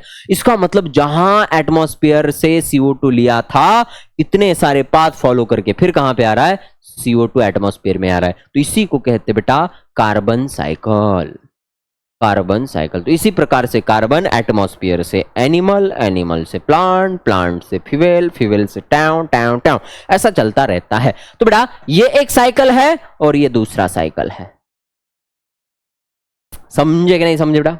Yes sir no. तो ये कार्बन साइकिल आपको यहां से ध्यान में रखना है। आपको बेटा बोर्ड में क्वेश्चन आता है, right the short notes on carbon cycle. तो मैंने जितने पॉइंट बताए ये आपको मैंने थ्योरेटिकल बताया, इसको आपको शब्द में वहां पे बयां करके आना है। बयां करके आओगे तो आपका भला होगा, नहीं तो बेटा भाड़ में ही आए आप, है ना? हाँ खतरनाक है ये साइकिल। उसके बाद बेटा नाइट्रोजन साइकिल हमारे सिलेबस में नहीं है, दूसरा है सेडिमेंट्री से फॉस्फरस साइकिल। तो कार्बन साइकिल बेटा गैसेस से हो गया, अब सेडिमेंट्री से फॉस्फरस साइकिल। ओके, इतना पार्ट खत्म, मतलब हमारा चैप्टर खत्म। बेटा मुझे एक बात बता दो, फॉस्फरस होता कहां पे? सर फॉस्फोरस होता है रॉक्स में। रॉक्स, तो बेटा ये रॉक्स है, ये बड़े बड़े पहाड़ है, बड़ी बड़ी चट्टाने हैं, बड़े बड़े यहां पे पत्थर है, तो इसके अंदर क्या होता है बेटा? फॉस्फरस होता है। फॉस्फरस मतलब पी। ओके, मुझे एक बात बताना, जब यह फॉस्फोरस है तो जब हमारे इस फॉस्फोरस इस पत्थर के ऊपर ऐसा रेनफॉल हो जाएगा तो बेटा इस रॉक को पिघलाया जाता है। तो जब यहां पे रेनफॉल हो रहा है तो यही फॉस्फोरस क्या हो जाएगा बेटा? यहां पे आ जाएगा, ये फॉस्फोरस आ गया।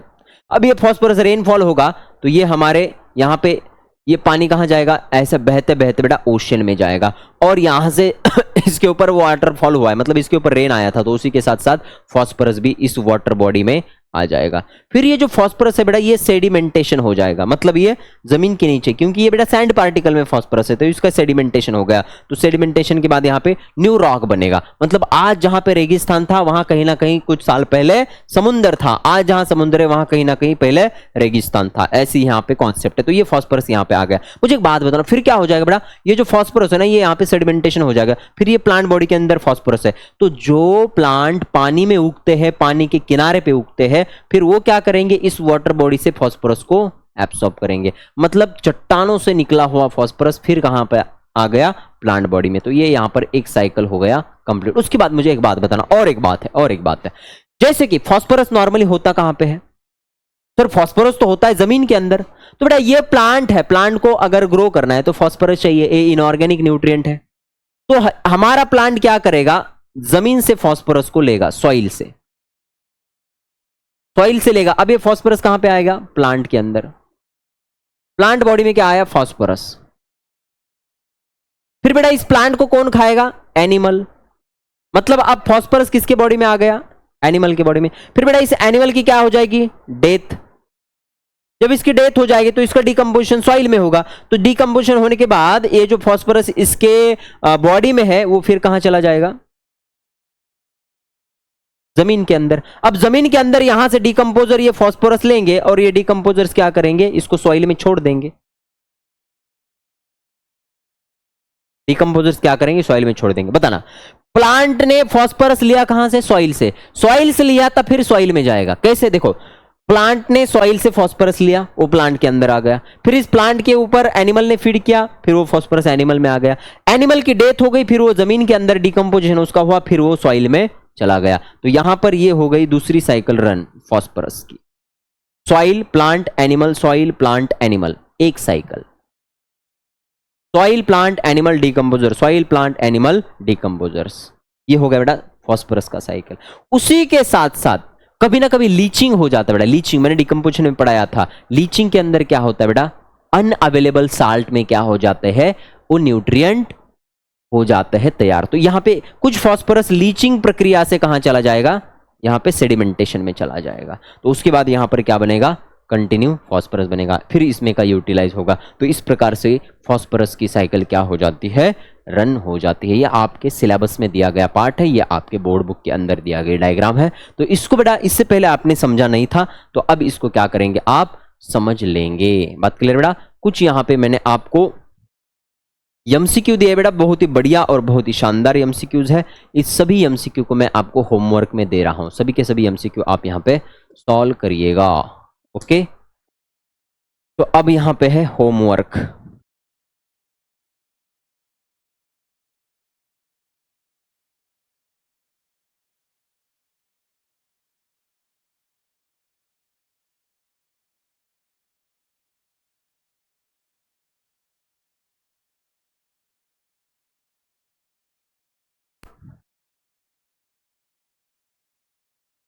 HDMF, यार क्या आया काला, जाने दो, इधर ही लिखता हूं।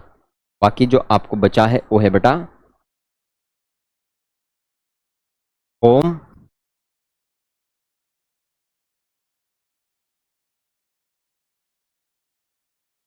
होमवर्क।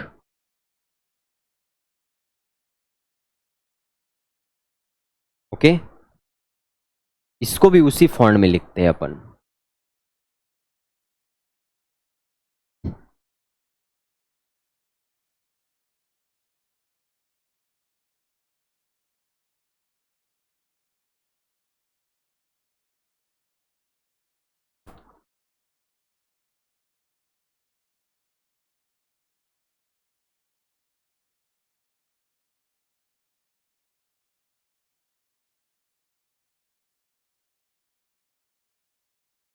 Homework, okay.